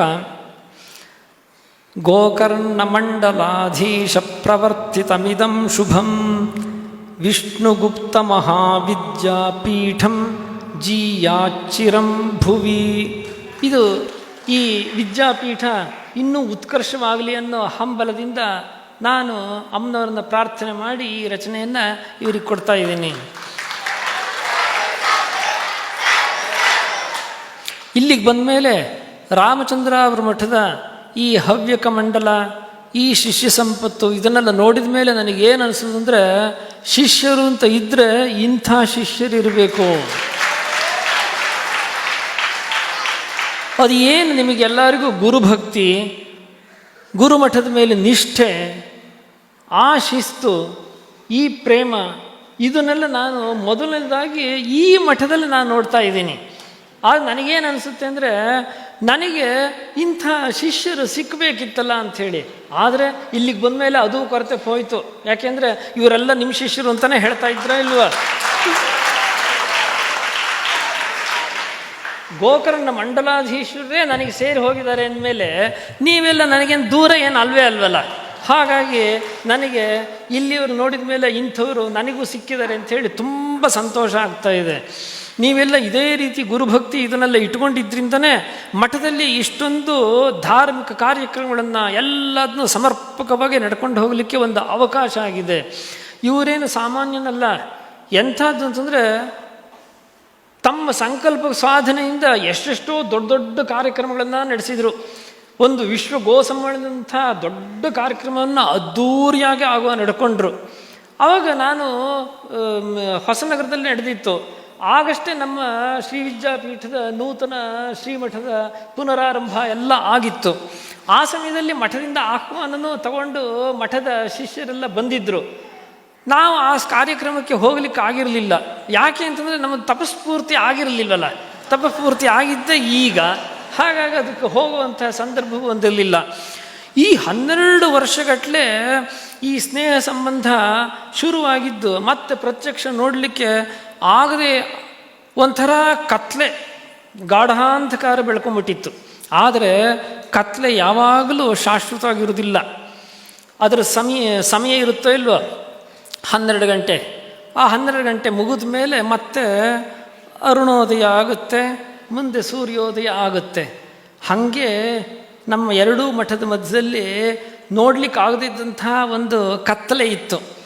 ಆದರೆ ತಪಃಪೂರ್ತಿ 12 ವರ್ಷ ಪೂರ್ತಿ ಆಯಿತೋ ಇಲ್ವೋ, ಆದಮೇಲೆ ಹೆಂಗೆ ವಿಶೇಷ ನೋಡಿ, ಅರುಣೋದಯ ಆಯಿತು. ನಾನು ಶಕಟಪುರದಲ್ಲಿ ಇದ್ದಾವಾಗ ನನಗೆ ಮಠದ ಅಧಿಕಾರಿಗಳಾದಂಥ ರಾಘವನ್ ಹೇಳಿದರು, ಈ ಕೊಪ್ಪದಲ್ಲಿ ಪಾಂಚನ್ಯ ಅಂದರೆ ನಮ್ಮ ಮಠದ ಶಿಷ್ಯರು ಒಬ್ಬರು ಆಯುರ್ವೇದ ಡಾಕ್ಟರ್ ಆಗಿದ್ದಾರೆ, ರಾಘವೇಂದ್ರ ಅಂಥೇಳಿ. ಅವರು ಪಾಂಚಜನ್ಯ ಅಂಥೇಳಿ ಒಂದು ಆಯುರ್ವೇದ ಚಿಕಿತ್ಸಾ ಸೆಂಟರ್ ನಡೆಸ್ತಾರೆ. ಅಲ್ಲಿಗೆ ಯಾರೋ ಒಬ್ಬರು ಬೆಂಗಳೂರಿನಿಂದ ದೊಡ್ಡ ವಕೀಲರು ಬಂದಿದ್ದಾರೆ, ಅವರು ದರ್ಶನಕ್ಕೆ ಬರ್ತಾರೆ ಅಂತ.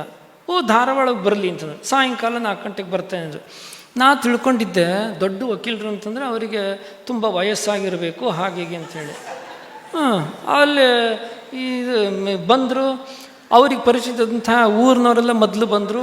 ಅವ್ರ ಹಿಂದೆ ನಾವು ವಯಸ್ಸಾದವ್ರು ಬರ್ತಾನೆ ಅಂತ ಮಾಡಿದ್ವಿ. ಯಾರೋ ಒಬ್ಬರು ಹುಡುಗ ದಂಪತಿಗಳು ಒಳಗೆ ಬರ್ತಾಯಿದ್ರು. ನಾನು ಕಣ್ಣು ಇನ್ನೂ ಹಿಂದೆ ಹೋಗ್ತಾಯಿತ್ತು, ಅದು ಯಾರೋ ವಯಸ್ಸಾದವರು ದೊಡ್ಡ ವಕೀಲರು ಬರ್ತಾರೇನೋ ಅಂಥೇಳಿ. ಆಮೇಲೆ ಬಂದಮೇಲೆ ಇವರೇ ಆ ವಕೀಲರು ಅರುಣ್ ಶ್ಯಾಮ್ ಅಂಥೇಳಿ ಪರಿಚಯ ಎಲ್ಲ ಮಾಡಿಕೊಟ್ರು. ನೋಡಿದರೆ ಅವ್ರ ವಯಸ್ಸು ಸಣ್ಣದಿದೆ, ಆದರೆ ಸಣ್ಣ ವಯಸ್ಸಿನಲ್ಲೇ ಅವರು ತಮ್ಮ ಪ್ರತಿಭೆಯಿಂದ ದೊಡ್ಡ ಹೆಸರನ್ನು ಗಳಿಸಿದ್ದಾರೆ. ಅವರು ಅಲ್ಲೆಲ್ಲ ಮಾತಾಡ್ತಾ ಇರೋ ಹೊತ್ತಿಗೆ ನಾ ರಾಮಚಂದ್ರಾಪುರ ಮಠದಲ್ಲಿ ಇದ್ದೆ ಅಂತೆಲ್ಲ ಪ್ರಸಂಗ ತಗೊಂಡ್ರು. ಮಠದ ಬಗ್ಗೆ ಎಲ್ಲ ನಾವು ಮಾತಾಡ್ತಾ ಇದ್ವಿ. ಆಮೇಲೆ ಮಠದ ಬಗ್ಗೆ ಅಂತಂದ್ರೆ ದಂತಸಿಂಹಾಸನ ಬಂತು. ದಂತಸಿಂಹಾಸನ ಲಾಹೋರಿಗೆ ಹೋಗಿದ್ದು ಎಲ್ಲದನ್ನು ನಾನು ಹೇಳ್ತಾ ಬಂದಿದ್ದೆ. ಎಲ್ಲ ಕೇಳ್ಕೊಂಡು ಹೌದು ಹಾಂ ಅಂತೆಲ್ಲ ಅವರು ತಲೆ ಆಡಿಸ್ತಾ ಇದ್ರು. ಮುಗಿದ ಮೇಲೆ ಪ್ರಸಾದ ತಗೊಂಡು ಅವರು ಹೊರಟರು. ಹೊರಗಡೆ ಹೋಗಿ ದೇವ್ರ ದರ್ಶನ ಎಲ್ಲ ಮಾಡ್ಕೋತಾ ಇರಬೇಕಾದ್ರೆ ರಾಘವ ಹತ್ರ ಮಾತಾಡ್ತಾ ಇದ್ರಂತೆ, ರಾಮಚಂದ್ರ ಅವ್ರ ಮಠದ ಗುರುಗಳು ಇಲ್ಲಿಗೆ ಬಂದರೆ ಅವರಿಗೂ ತುಂಬ ಸಂತೋಷ ಆಗುತ್ತೆ, ಇಷ್ಟೆಲ್ಲ ಚೆನ್ನಾಗಿದೆ ಹಾಗೆ ಅಂತೆಲ್ಲ ಹೇಳಿ. ನಮ್ಮದು ಯಾರು ಬಂದರೂ ಸಹ ನಾವು ಅವರನ್ನು ಅವರವರ ಸಂಪ್ರದಾಯ ಪ್ರಕಾರ ಗೌರವಿಸೋದು, ವ್ಯವಸ್ಥೆ ಮಾಡೋದು ಎಲ್ಲದನ್ನು ಕರ್ತವ್ಯವಾಗಿ ಮಾಡ್ಕೋತಾ ಇದ್ದೀವೋ ಇಲ್ವ. ನಮ್ಮ ಭಾವನೆಯೇ ನಮ್ಮ ಮಠದ ಅಧಿಕಾರ ವರ್ಗದಲ್ಲೂ ಇರುತ್ತೆ. ತಕ್ಷಣ ಅವ್ರು ಹೇಳಿದರು, ನಾ ಆ ಸಮಯದಲ್ಲಿ ಅನುಷ್ಠಾನಕ್ಕೆಲ್ಲ ಹೋಗಿದ್ದೆ. ಅನುಷ್ಠಾನ ಎಲ್ಲ ಮುಗಿದ ಮೇಲೆ ಬಂದು ದರ್ಶನ ಮಾಡಿ ರಾಘವ ಎಲ್ಲ ಹೇಳ್ತಾರೆ. ಹೇಳಿದವಾಗ ತಕ್ಷಣ ಅವ್ರನ್ನ ಬರಮಾಡ್ಕೊಳ್ಳಿಕ್ಕೆ ನಾವೆಲ್ಲ ಕಾಯ್ಕೋತಾ ಇರಬೇಕಾದ್ರೆ ಈ ಮಾತು ಕೇಳ್ಕೊಂಡು ಸುಮ್ಮನೆ ಯಾಕಿರಬೇಕಿತ್ತು, ಎಲ್ಲ ಹೇಳಬೇಕಿತ್ತು ಅಂತ. ಇಲ್ಲ, ಅವರು ಕಾರ್ಯಕ್ರಮದಲ್ಲಿ ಇರ್ತಾರೆ, ಈ ಹೊರನಾಡಿಗೆ ಹೋಗಿ ಹೊತ್ತಿಗೆ ಅಲ್ಲಿಗೆ ಬರ್ತಾರೆ ಹೀಗೆ ಅಂತೆಲ್ಲ ಅವ್ರು ಹೇಳಿದ್ದಾರೆ ಅಂಥೇಳಿ. ನನಗದು ಆವಾಗಿಂದ ತಗಲಿಕ್ಕೆ ಆಗಲೇ ಇಲ್ಲ. ಮೇಲಿನ ಮೇಲೆ ರಾಘವನ ಹತ್ರ ಕೇಳ್ತಾನೆ ಇದ್ದೆ. ರಾಘವ ಅರುಣನ ಹತ್ರ ಎಲ್ಲ ಮಾತಾಡ್ಕೋತಾ ಇದ್ದ. ಅರುಣನ ಹತ್ರ ಮಾತಾಡಬೇಕಾದ್ರೆ ನಾನು ಹೇಳಿದ್ದೆ, ಈಗದು ಅರುಣೋದಯ ಆಗಿದೆ, ಇನ್ನು ಸೂರ್ಯೋದಯ ಆಗಬೇಕು ಅಂತೆಲ್ಲ ಹೇಳು ಅಂತೇಳಿ. ಯಾಕೆಂದರೆ 12 ವರ್ಷದ್ದು 12 ಗಂಟೆ ಕತ್ತಲೆ ಎಲ್ಲ ಮುಗಿದು ಈಗಷ್ಟೇ ಅರುಣೋದಯ ಆಗಿದೆಯಾ ಇಲ್ವೋ. ಅರುಣೋದಯ ಆದಮೇಲೆ ಸೂರ್ಯೋದಯ ಆಗಬೇಕಲ್ಲ. ನಮಗೆ ಏನಿದ್ರು ಅಮ್ನೋರು ಪ್ರಧಾನ. ಈ ಅರುಣೋದಯ ಆಯಿತು ಅಂತಂದರೆ ಅದರಲ್ಲೂ ಅಮ್ನೋರು ಪ್ರಧಾನ ಇರುತ್ತೆ ನೋಡಿ. ಯಾಕೆ ಅಂತಂದರೆ ಅಮ್ನೋರದ್ದು ವರ್ಣ ಯಾವುದು ಕೇಳಿದರೆ ಅರುಣ ವರ್ಣ. ಲಲಿತಾ ಸಹಸ್ರನಾಮದಲ್ಲಿ ವರ್ಣನೆ ಬರುತ್ತೆ, ನಿಜಾರುಣ ಪ್ರಭಾಪೂರ ಮಜ್ಜದ್ ಬ್ರಹ್ಮಾಂಡ ಮಂಡಲ. ಅಮ್ಮನವರ ವರ್ಣ ಯಾವುದು, ಬಣ್ಣ ಯಾವುದು ಕೇಳಿದರೆ ಅವಳದ್ದು ಆ ಬಣ್ಣದಿಂದ ಇಡೀ ಜಗತ್ತನ್ನೇ ಅವಳು ಬೆಳಗ್ತಾಳಂತೆ. ಆದರೆ ಅಮ್ಮನವರು ಆ ವರ್ಣವನ್ನು ನೋಡಲಿಕ್ಕೆ ಯಾರಿಗೂ ಅದೃಷ್ಟನೇ ಇರುವುದಿಲ್ಲ. ಯಾಕೆಂದರೆ ಶುದ್ಧ ಸೋಂಬೇರಿಗಳು. 10 ಗಂಟೆ 11 ಗಂಟೆಗೆ ಹೇಳ್ತಾರೆ. ಬೆಳಗ್ಗೆ ಮುಂಚೆ ನೀವು ಹೇಳಿದ್ರೆ ಆವಾಗ ಅರುಣೋದಯ ಬರ್ತಾ ಇರುತ್ತಲ್ಲ, ಅದು ಅಮ್ಮನವರ ವರ್ಣ. ಆ ಅರುಣಪ್ರಭೆ ಅನ್ನೋದು ಅಮ್ಮನವರ ವರ್ಣ. ನಮ್ಮ ಮಠದಲ್ಲಿ ಶ್ರೀ ರಾಜರಾಜೇಶ್ವರಿಯೇ ಪ್ರಧಾನ. ನೆನ್ನೆ ಗೊತ್ತಾಯಿತು, ಈ ಮಠದಲ್ಲೂ ಸಹ ರಾಜರಾಜೇಶ್ವರಿಯೇ ಪ್ರಧಾನ ಅಂತ ಹೇಳಿ. ಹೀಗೆ 2 ಕಡೆನೂ ಒಂದೇ ಪ್ರಧಾನವಾದ ದೈವ ಇರಬೇಕಾದ್ರೆ ಅರುಣ ಬಂದರು ಅಂತಂದರೆ ಅರುಣೋದಯ ಆಗಬೇಕು ಅಂದರೆ ಅರುಣವರ್ಣ ಮೊದಲು ಕಂಡಬೇಕು ಅಂಥೇಳಿ. ಅದು ಕಾಣ್ತು, ಅರುಣೋದಯ ಆಯಿತು. ಅರುಣೋದಯ ಆದಮೇಲೆ ಸೂರ್ಯ ಬರಲಿಕ್ಕೆ ತಡ ಆಗೋದಿಲ್ಲ, ಬೇಗ ಸೂರ್ಯೋದಯ ಆಗುತ್ತೆ. ಅದೇ ರೀತಿಯಾಗಿ ಈ ಒಂದು ತಿಂಗಳಲ್ಲಿ ಇದೆಲ್ಲ ನಡೆದ ಮೇಲೆ ಅರುಣೋದಯ ಆದಮೇಲೆ ಸೂರ್ಯೋದಯ ಆಯಿತು. ಅದೇನು ಅಂತಂದರೆ ಇಬ್ಬರು ಒಟ್ಟಿಗೆ ಇವತ್ತು ಈ ಸಭೆಯಲ್ಲಿ ಉಪಸ್ಥಿತರಿದ್ದೀವಿ. ತಪಃಪೂರ್ತಿ ಆಯಿತು, ಅರುಣೋದಯ ಆಯಿತು, ಸೂರ್ಯೋದಯ ಆಗಿ ಈ ಉಜ್ವಲ ಪ್ರಕಾಶದಲ್ಲಿ ನಾವಿನ್ನು ಕೂತಿದ್ದೀವಿ. ಇನ್ನು ಈ ಸೂರ್ಯೋದಯ ಪ್ರಭೆನೇ ಇನ್ನು ಮುಂದುವರ್ಕೊಂಡು ಹೋಗ್ತಾ ಇರುತ್ತೆ, ಈ ಸ್ನೇಹ ಸಂಬಂಧ ಮುಂದುವರ್ಕೊಂಡು ಹೋಗ್ತಾ ಇರುತ್ತೆ. ಅದಕ್ಕೆ ಈ ಅರುಣ ಶ್ಯಾಮ ಅನ್ನೋರು ಒಂದು ನಿಮಿತ್ತವಾಗಿ ಮಠಕ್ಕೆ ಸಂಬಂಧವನ್ನು ಬೆಳೆಸಿಕೊಟ್ಟಿದ್ದಾರೆ. ಹಾಗಾಗಿ ಅವರು ನಮ್ಮ ಮಠಕ್ಕೆ ಬೇಕಾದವರು ಅಂತ ತಿಳ್ಕೊಂಡ್ರೆ ಅವರು ನಾ ಮಠಕ್ಕೆ ಸೇರಾಗಿ ಹೋಗಿದೆ ಅಂಥೇಳಿ ಮೊದಲೇ ಹೇಳಿಬಿಟ್ಟಿದ್ದಾರೆ.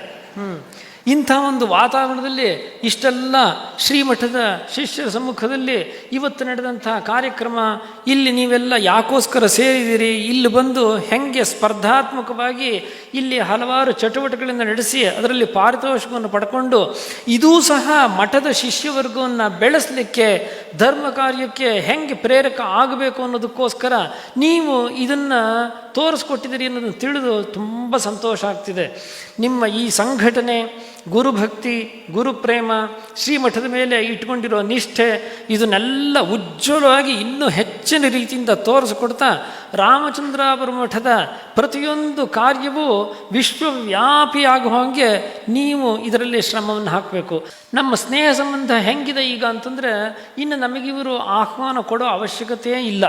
ನಮಗೆ ಬರಬೇಕು ಅಂದ ತಕ್ಷಣ ನಾವು ಇವರಿಗೆ ಹೇಳಿ ಬರುವಂಥ ಮನೋಭಾವವನ್ನು ಇಟ್ಕೊಂಡಿದ್ದೀವಿ.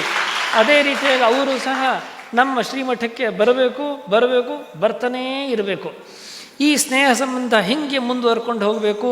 ಇದಕ್ಕೆ ನಮಗೆ ಶಂಕರ ಭಗವತ್ಪಾದರು, ಅವರ ಪರಂಪರೆಯ ಆಚಾರ್ಯ ಪ್ರಧಾನರು, 4 ಶಿಷ್ಯರು, ಶ್ರೀವಿದ್ಯಾ ಶ್ರೀ ರಾಜರಾಜೇಶ್ವರಿ ದೇವಿ ಅಮ್ಮನವರು, ಸಂತಾನ ವೇಣುಗೋಪಾಲಕೃಷ್ಣರು ಅನುಗ್ರಹ ಮಾಡಿ ಈ ಮಾರ್ಗವನ್ನು ಮುಂದುವರಿಸಬೇಕು ಅಂಥೇಳಿ ಅಪೇಕ್ಷೆ ಪಡ್ತಾ ಈ ವಕ್ತವ್ಯಕ್ಕೆ ವಿರಾಮ ಹೇಳ್ತೀನಿ.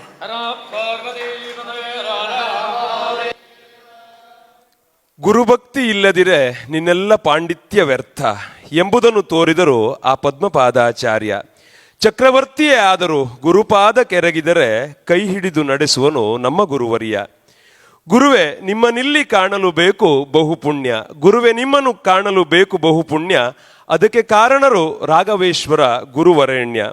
ಗುರು ಸೇವೆಗೆ ಮಾದರಿ ಹಿಂದಿನ ಆಗಿರಿ, ಗುರು ಸೇವೆಗೆ ಮಾದರಿ ಹಿಂದಿನ ಆಗಿರಿ, ನಂಬಿಕೆಯೊಂದಿದ್ದರೆ ಪುಸ್ತಕದಲ್ಲೂ ಮರಿ ಹಾಕದೆ ನವಿಲುಗರಿ, ನಂಬಿಕೆಯೊಂದಿದ್ದರೆ ಪುಸ್ತಕದಿ ಮರಿ ಹಾಕದೆ ನವಿಲುಗರಿ, ನಂಬಿದವರನ್ನು ಪೊರೆಯಲಿಲ್ಲವೇ ಗಿರಿಯನೇ ಎತ್ತಿ ಆಗಿರಿದಾರಿ, ನಂಬಿದವರನ್ನು ಪೊರೆಯಲಿಲ್ಲವೇ ಗಿರಿಯನೇ ಎತ್ತಿ ಆಗಿರಿದಾರಿ.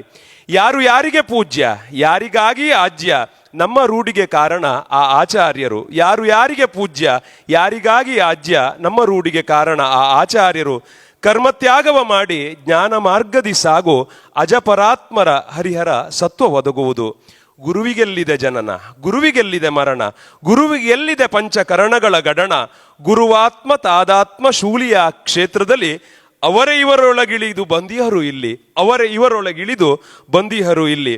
ಚಿರವಾಗಿ ಇರಲಿ ಸ್ಫಟಿಕ ರುದ್ರಾಕ್ಷಿ ಸ್ನೇಹ, ಚಿರವಾಗಿ ಇರಲಿ ಸ್ಫಟಿಕ ರುದ್ರಾಕ್ಷಿ ಸ್ನೇಹ, ಇಬ್ಬರಿಗೂ ಒಂದೇ ಗುರಿ ಶಂಕರರ ನೇಮ, ಇಬ್ಬರಿಗೂ ಒಂದೇ ಗುರಿ ಶಂಕರರ ನೇಮ. ನಂದಿಯನ್ನು ನೀಡುವೆವು ನಂದದಿರಲಿ ಬೆಳಕು, ನಂದಿಯನ್ನು ನೀಡುವೆವು ನಂದದಿರಲಿ ಬೆಳಕು, ನಿಮ್ಮ ಹರಸಲಿ ಗುರುವೆ ಪ್ರಭು ಶ್ರೀರಾಮ, ನಿಮ್ಮ ಹರಸಲಿ ಗುರುವೆ ಪ್ರಭು ಶ್ರೀರಾಮ. ಕಂತು ಹರನ ಆ ಲೋಕ ಶಂಕರನ ಕಾಂತೆಯೇ ಶಾಂತೆಯೇ ಆಗಿದೆ ಇಲ್ಲಿ ಅರುಣೋದಯ, ಕಂತು ಹರನ ಆ ಲೋಕಶಂಕರನ ಕಾಂತೆಯೇ ಶಾಂತೆಯೇ ಆಗಿದೆ ಇಲ್ಲಿ ಅರುಣೋದಯ. ಪೂರ್ಣಗೊಂಡಿದೆ ತಪಸ್ಸು ಅಂತರಂಗದಲ್ಲಿ, ಪೂರ್ಣಗೊಂಡಿದೆ ತಪಸ್ಸು ಅಂತರಂಗದಲ್ಲಿ, ಶೋಕ ಒಳಿದು ಅಶೋಕೆಯಲ್ಲಿ ನಿತ್ಯವೂ ಆಗಲಿ ಸೂರ್ಯೋದಯ, ನಿತ್ಯವೂ ಆಗಲಿ ಸೂರ್ಯೋದಯ.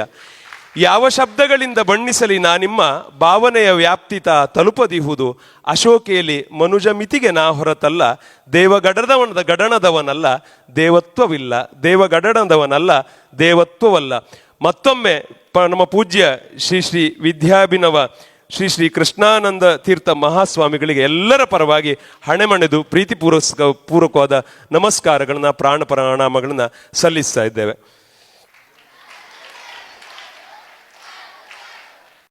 ಪರಮ ಪೂಜ್ಯ ಶ್ರೀ ಶ್ರೀ ರಾಘವೇಶ್ವರ ಭಾರತಿ ಮಹಾಸ್ವಾಮಿಗಳು ಶ್ರೀ ಶ್ರೀ ಕೃಷ್ಣಾನಂದ ತೀರ್ಥ ಮಹಾಸ್ವಾಮಿಗಳಿಗೆ ಈ ತಾಮ್ರ ಫಲಕವನ್ನ ನೀಡಿ ಅವರನ್ನ ಗೌರವಿಸ್ತಾ ಇದ್ದಾರೆ. ಈ ಅಪರೂಪದ ಗಳಿಗೆಗಳು ನಮ್ಮ ಸ್ಮೃತಿ ಪಟಲದಲ್ಲಿ ಶಾಶ್ವತವಾಗಿ ಇರಲಿ ಎಂದು ಹಾರೈಸ್ತೇವೆ. ಈ ಎರಡೂ ಮಠಗಳ ಕೊಡುಕೊಳ್ಳುವಿಕೆ ನಿರಂತರವಾಗಿ ಮುಂದುವರಿಯಲಿ. ಆ ಚಂದ್ರಾರ್ಕವಾಗಿ ಈ ಎರಡು ಮಠಗಳ ಬಾಂಧವ್ಯ ಸ್ನೇಹ ಶಾಶ್ವತವಾಗಿ ಇರಲಿ ಎಂದು ನಾವು ಪ್ರಭು ಶ್ರೀರಾಮನಲ್ಲಿ ಕೋರ್ತಾ ಇದ್ದೇವೆ. ನಿಮ್ಮ ಆಗಮನ ನಮ್ಮೆಲ್ಲರಿಗೆ ಅನಂತ ಸಂತಸವನ್ನು ತಂದಿದೆ. ಶ್ರೀರಾಮಚಂದ್ರಾಪುರ ಮಠದ ಎಲ್ಲ ಶಿಷ್ಯ ಗಣದ ಪರವಾಗಿ ನಿಮಗೆ ಮತ್ತೊಮ್ಮೆ ಹೃತ್ಪೂರ್ವಕವಾದ ಪ್ರಾಣ ಪ್ರಣಾಮಗಳನ್ನು ಸಲ್ಲಿಸ್ತಾ ಇದ್ದೇವೆ. ಶೂಲಿಯ ವಾಹನ ಈ ಶೃಂಗಿ, ಈ ನಂದಿ ಇದನ್ನ ನಾವು ಪರಮ ಪೂಜ್ಯ ಶ್ರೀ ಶ್ರೀ ಕೃಷ್ಣಾನಂದ ತೀರ್ಥರಿಗೆ ಇದನ್ನ ಪ್ರೀತಿಯಿಂದ ಅದನ್ನ ಅರ್ಪಿಸ್ತಾ ಇದ್ದೇವೆ. ಅದನ್ನ ತಾವು ಸ್ವೀಕರಿಸಿ ನಮ್ಮನ್ನ ಕೃತಕೃತ್ಯತೆಗೊಳಿಸಬೇಕು ಅಂತೇಳಿ ವಿನಂತಿ ಮಾಡ್ತಾ ಇದ್ದೇವೆ. ಸೇವಕರಾದವರು ಹೇಗೆ ಇರಬೇಕು ಅನ್ನುವುದಕ್ಕೆ ನಂದಿ ಅತ್ಯುತ್ತಮ ಉದಾಹರಣೆ.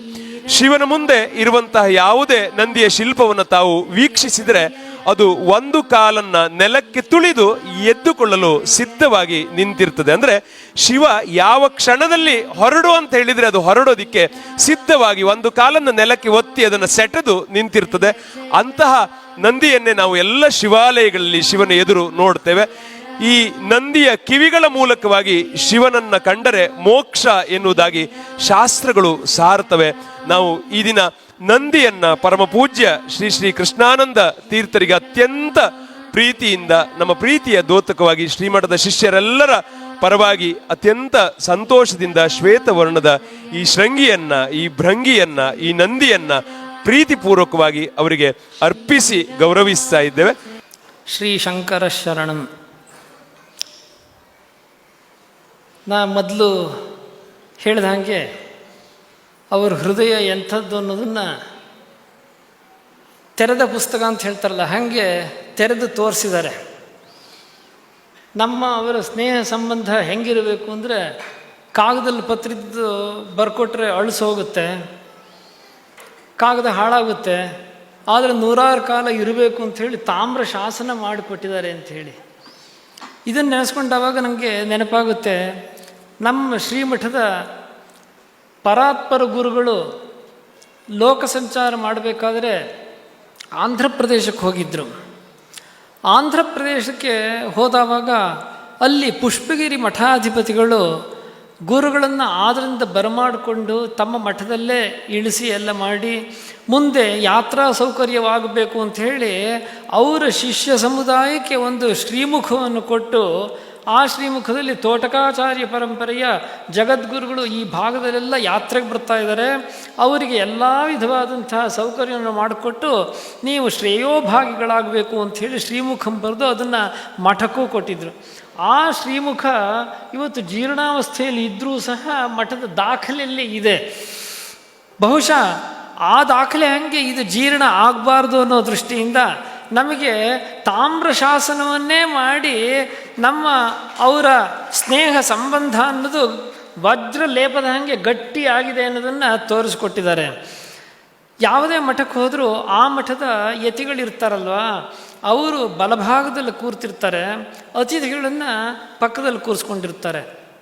ನೆನ್ನೆ ಬಂದಾವಾಗ ಸಭೆಯಲ್ಲಿ ಅಲ್ಲಿ ಸ್ವಾಗತ ಮಾಡಿ ನನಗೆ ಆ ಭಾಗದಲ್ಲಿ ಕೂರ್ಲಿಕ್ಕೆ ಹೇಳಿದರು. ಅಂದರೆ ಈ ಬಲಭಾಗದಲ್ಲಿ ಇಲ್ಲ ನೀವು ಆ ಕಡೆ ಭಾಗದಲ್ಲಿ ಕೂರಿ ಅಂತಂದೆ, ಇಲ್ಲ ನೀವು ಕೂರಿ ಅಂತ ಹೇಳಿ ನಾವಿಬ್ಬರು ಹಾಗೆ ಅಲ್ಲಿ ವಾದ ಮಾಡ್ತಾ ಇದ್ವಿ. ಆದರೆ ನಾ ಮೊದಲೇ ಕಲಿತ ಪಾಠ ನನಗೆ ನೆನಪಾಗಿದ್ದರಿಂದ ನಾ ಇನ್ನು ವಾದ ಮಾಡಬಾರ್ದು ಅಂತ ಹೇಳಿ ಹೋಗಿ ಕೂತ್ಕೊಂಡೆ. ಯಾಕೆಂದರೆ ಅಲ್ಲಿ ಅವ್ರು ನಿಂತ್ಕೊಂಡು ಅದು 12 ವರ್ಷದ ತನಕ ನಿಂತ್ಕೊಂಡಿದ್ದೇ ಆಗಿತ್ತು. ಮತ್ತು ಇದರಲ್ಲೂ ಮಾಡ್ಕೋತಾ ಇದ್ದರೆ ಇನ್ನೇನೋ ಆಗುತ್ತೇನೋ ಅಂಥೇಳಿ ಬಾಯಿಗೆ ಕೂತ್ಕೊಂಡ್ಬಿಟ್ಟಿದ್ದೆ. ಇಲ್ಲಿ ಬಂದ ಮೇಲೂ ಸಹ ನನ್ನನ್ನು ಈ ಕಡೆಗೆ ತೋರಿಸಿದ್ರು, ಇಲ್ಲ ಇಲ್ಲಿ ಅಂತಂದರೆ ಅವರು ಆ ಕಡೆಗೆ ಹೋಗಿ ಇಲ್ಲಿ ಕೂರಿ ಅಂತಂದರು. ಇಲ್ಲಿ ವಾದ ಮಾಡಬಾರ್ದು ಅಂತ ಕಲ್ತ್ಕೊಂಡಿದ್ದರಿಂದ ನಾನು ಅದನ್ನು ಬಿಟ್ಟೆ. ಇವತ್ತು ಆ ಸ್ನೇಹ ಸಂಬಂಧವನ್ನು ನಮಗೆ ಲಿಖಿತವಾಗಿ ಅಳಿಸ್ದಾಗದೇ ಇದ್ದಂಗೆ ತಾಮ್ರ ಶಾಸನ ಮಾಡಿಕೊಟ್ಟಿದ್ದಾರೆ.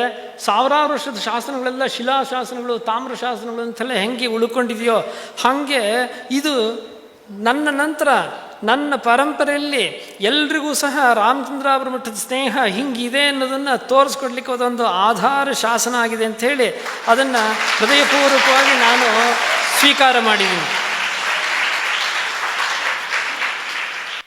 ಕೊಡುವುದೇನು ಕೊಂಬುದೇನು ಒಲವು ಸ್ನೇಹ ಪ್ರೇಮ, ಕೊಡುವುದೇನು ಕೊಂಬುದೇನು ಒಲವು ಸ್ನೇಹ ಪ್ರೇಮ, ನಂದಿಯೊಡನೆ ತಾಮ್ರ ಫಲಕ ಸದಾ ಬಯಸುವೆವು ಗುರುವೆ ನಿಮ್ಮ ಕ್ಷೇಮ. ನಂದಿಯೊಡನೆ ತಾಮ್ರ ಫಲಕ ಸದಾ ಬಯಸುವೆವು ಗುರುವೆ ನಿಮ್ಮ ಕ್ಷೇಮ. ಜಾಜಿಯೊಡನೆ ಪಾರಿಜಾತ, ಜಾಜಿಯೊಡನೆ ಪಾರಿಜಾತ, ಇಬ್ಬರಿಗೂ ಪರಿಮಳದ ಗಂಧ, ಇಬ್ಬರಿಗೂ ಪರಿಮಳದ ಗಂಧ. ಒಂದೇ ಪೀಠ ಒಂದೇ ಎತ್ತಿರ, ಶಿಷ್ಯರಿಗೋ ಬಹುವೇ ಹತ್ತಿರ. ಒಂದೇ ಪೀಠ ಒಂದೇ ಎತ್ತಿರ, ಶಿಷ್ಯರಿಗೋ ನೀವಿಬ್ಬರು ಬಹುವೇ ಹತ್ತಿರ. ಮತ್ತೊಮ್ಮೆ ಶ್ರೀ ಶ್ರೀ ಕೃಷ್ಣಾನಂದ ತೀರ್ಥರಿಗೆ ನೀವು ನಮ್ಮ ಸುವಸ್ತುಗಳನ್ನು ಮಠದ ಪರವಾಗಿ ನೀಡಿದ್ದನ್ನು ಸ್ವೀಕರಿಸಿದ್ದಕ್ಕೆ ಮತ್ತೊಮ್ಮೆ ಪ್ರೀತಿಪೂರ್ವಕವಾದ ಪ್ರಾಣ ಪ್ರಣಾಮಗಳನ್ನು ಸಲ್ಲಿಸಿ ಕೃತಜ್ಞತೆಯನ್ನು ಅರ್ಪಿಸ್ತಾ ಇದ್ದೇವೆ. ಗುರುವೇ, ನಿಮ್ಮಡಿಗಳಲ್ಲಿ ಎರಗಿ ಬೇಡುವೆ ನಾನು, ಕರುಣಿಸೋ ಸ್ವರ್ಗದಿಂದಾಯ್ದ ವರಗಳನ್ನು. ರಾಜಹಂಸನೆ ನೀನು ರಾಜೀವ ಪೀಠಸ್ಥ, ರಾಜಸೋಜ್ವಲನಾಗಿ ರಾಜಿಸುವ ಅರಿಯು. ಪ್ರಜ್ಞಾನ ನೇತ್ರನಿ ಜಿಜ್ಞಾಸುಗಳಿಗೆಲ್ಲ ವಿಜ್ಞಾನವನ್ನು ನೀಡಿ ಪ್ರಾಜ್ಞನೆ ಪೊರೆಯೋ. ಕಮಲಾಕ್ಷ ಕರುಣದಿ ಕಮಲಿನಿಯ ಕಾಪಾಡೋ, ವಿಮಲಾನುಭವಿಯುತ್ತಿಯಲ್ಲಿ ಗುರುರಾಗವೇಶ. ನಿಮ್ಮ ಪಾದವೇ ಯಮಗೆ ಚಿನ್ಮಯನ ಸಿರಿಪಾದ, ನಿಮ್ಮ ಗುಣಗಾನವೇ ಯಮಗೆ ವೇದ. ಯಜ್ಞವರ್ಜ್ಯನೆ ನೀನು ಯಜ್ಞ ಪೋಷಕನಾಗಿ, ಯಜ್ಞ ಪಶುವಾದೆಮಗೆ ಪ್ರಜ್ಞೆಯನ್ನು ನೀಡು.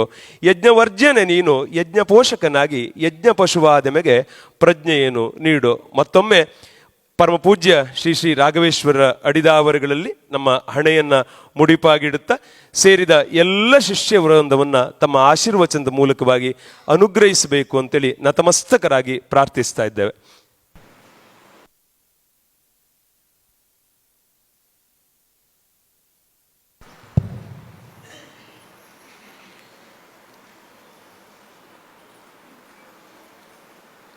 ಹರೇ ರಾಮ.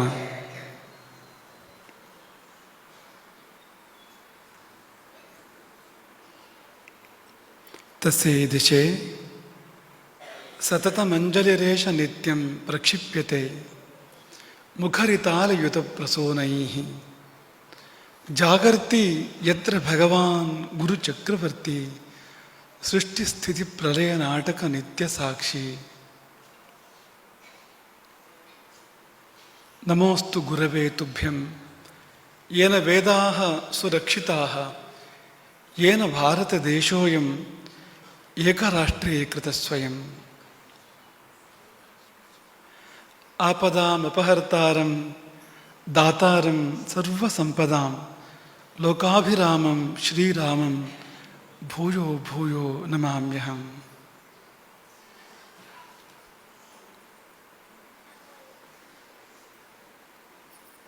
ಮೊತ್ತ ಮೊದಲು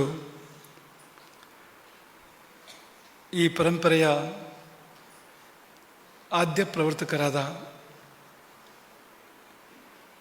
ಶಂಕರ ಭಗವತ್ಪಾದರ ದಿವ್ಯ ಚರಣಗಳ ಸಂಸ್ಮರಣೆಯನ್ನು ಮಾಡ್ತೇವೆ. ಯಾಕೆಂದರೆ ಈ ಒಂದು ಸಮಾಗಮದ ಹಿನ್ನೆಲೆಯಲ್ಲಿ ಮೂರದಲ್ಲಿರುವವರು ಅವರು, ಅಲ್ಲಿಂದ ಹೊರಟ ಎರಡು ನದಿಗಳು ಎಲ್ಲೆಲ್ಲಿಯೋ ಹರಿದು ಇಲ್ಲಿ ಪುನಃ ಒಂದಾಗಿ ಒಂದು ಸಂಗಮ ಏರ್ಪಟ್ಟಿದೆ ನೋಡಿ ಅಂತ. ಹಾಗಾಗಿ ಅವರನ್ನು ಭಾವಿಸಿ ಸ್ಮರಿಸಿ ಈ ಯೋಗವನ್ನು, ಈ ಒಂದು ಸದವಕಾಶವನ್ನು ಕೊಟ್ಟಿದ್ದಕ್ಕೆ ಕೃತಜ್ಞತೆಯ ಪ್ರಣಾಮಗಳನ್ನು ನಾವೆಲ್ಲರೂ ಮೊದಲಾಗಿ ಮಾಡೋಣ. ಹಾಗೆ ಪ್ರಭು ಶ್ರೀರಾಮಚಂದ್ರನ ದಿವ್ಯ ಮಂಗಲ ಸನ್ನಿಧಾನದ ಸ್ಮರಣೆಯನ್ನು ಕೂಡ ಮಾಡೋಣ. ಪ್ರತಿ ವರ್ಷದಂತೆ ಇದು ಮಹಾಮಂಡಲೋತ್ಸವ. ಇಲ್ಲಿ ದೊಡ್ಡವರು, ಚಿಕ್ಕವರು, ಮಹಿಳೆಯರು ಎಲ್ಲರೂ ಬರ್ತಾರೆ. ಈ ಸಮಯದಲ್ಲಿ ಎಲ್ಲರೂ ಆಟವಾಡ್ತಾರೆ, ಆನಂದ ಪಡ್ತಾರೆ, ಹಾಡ್ತಾರೆ, ಚಿತ್ರ ಬರೀತಾರೆ. ಏನಪ್ಪ ಇದು ಅಂದರೆ ಇದೊಂದು ಬಗೆಯ ಅದ್ವೈತ ಸಾಧನೆ ಅಂತ ಹಾಗೆ ಕರಿಬೋದು ಅಂತ.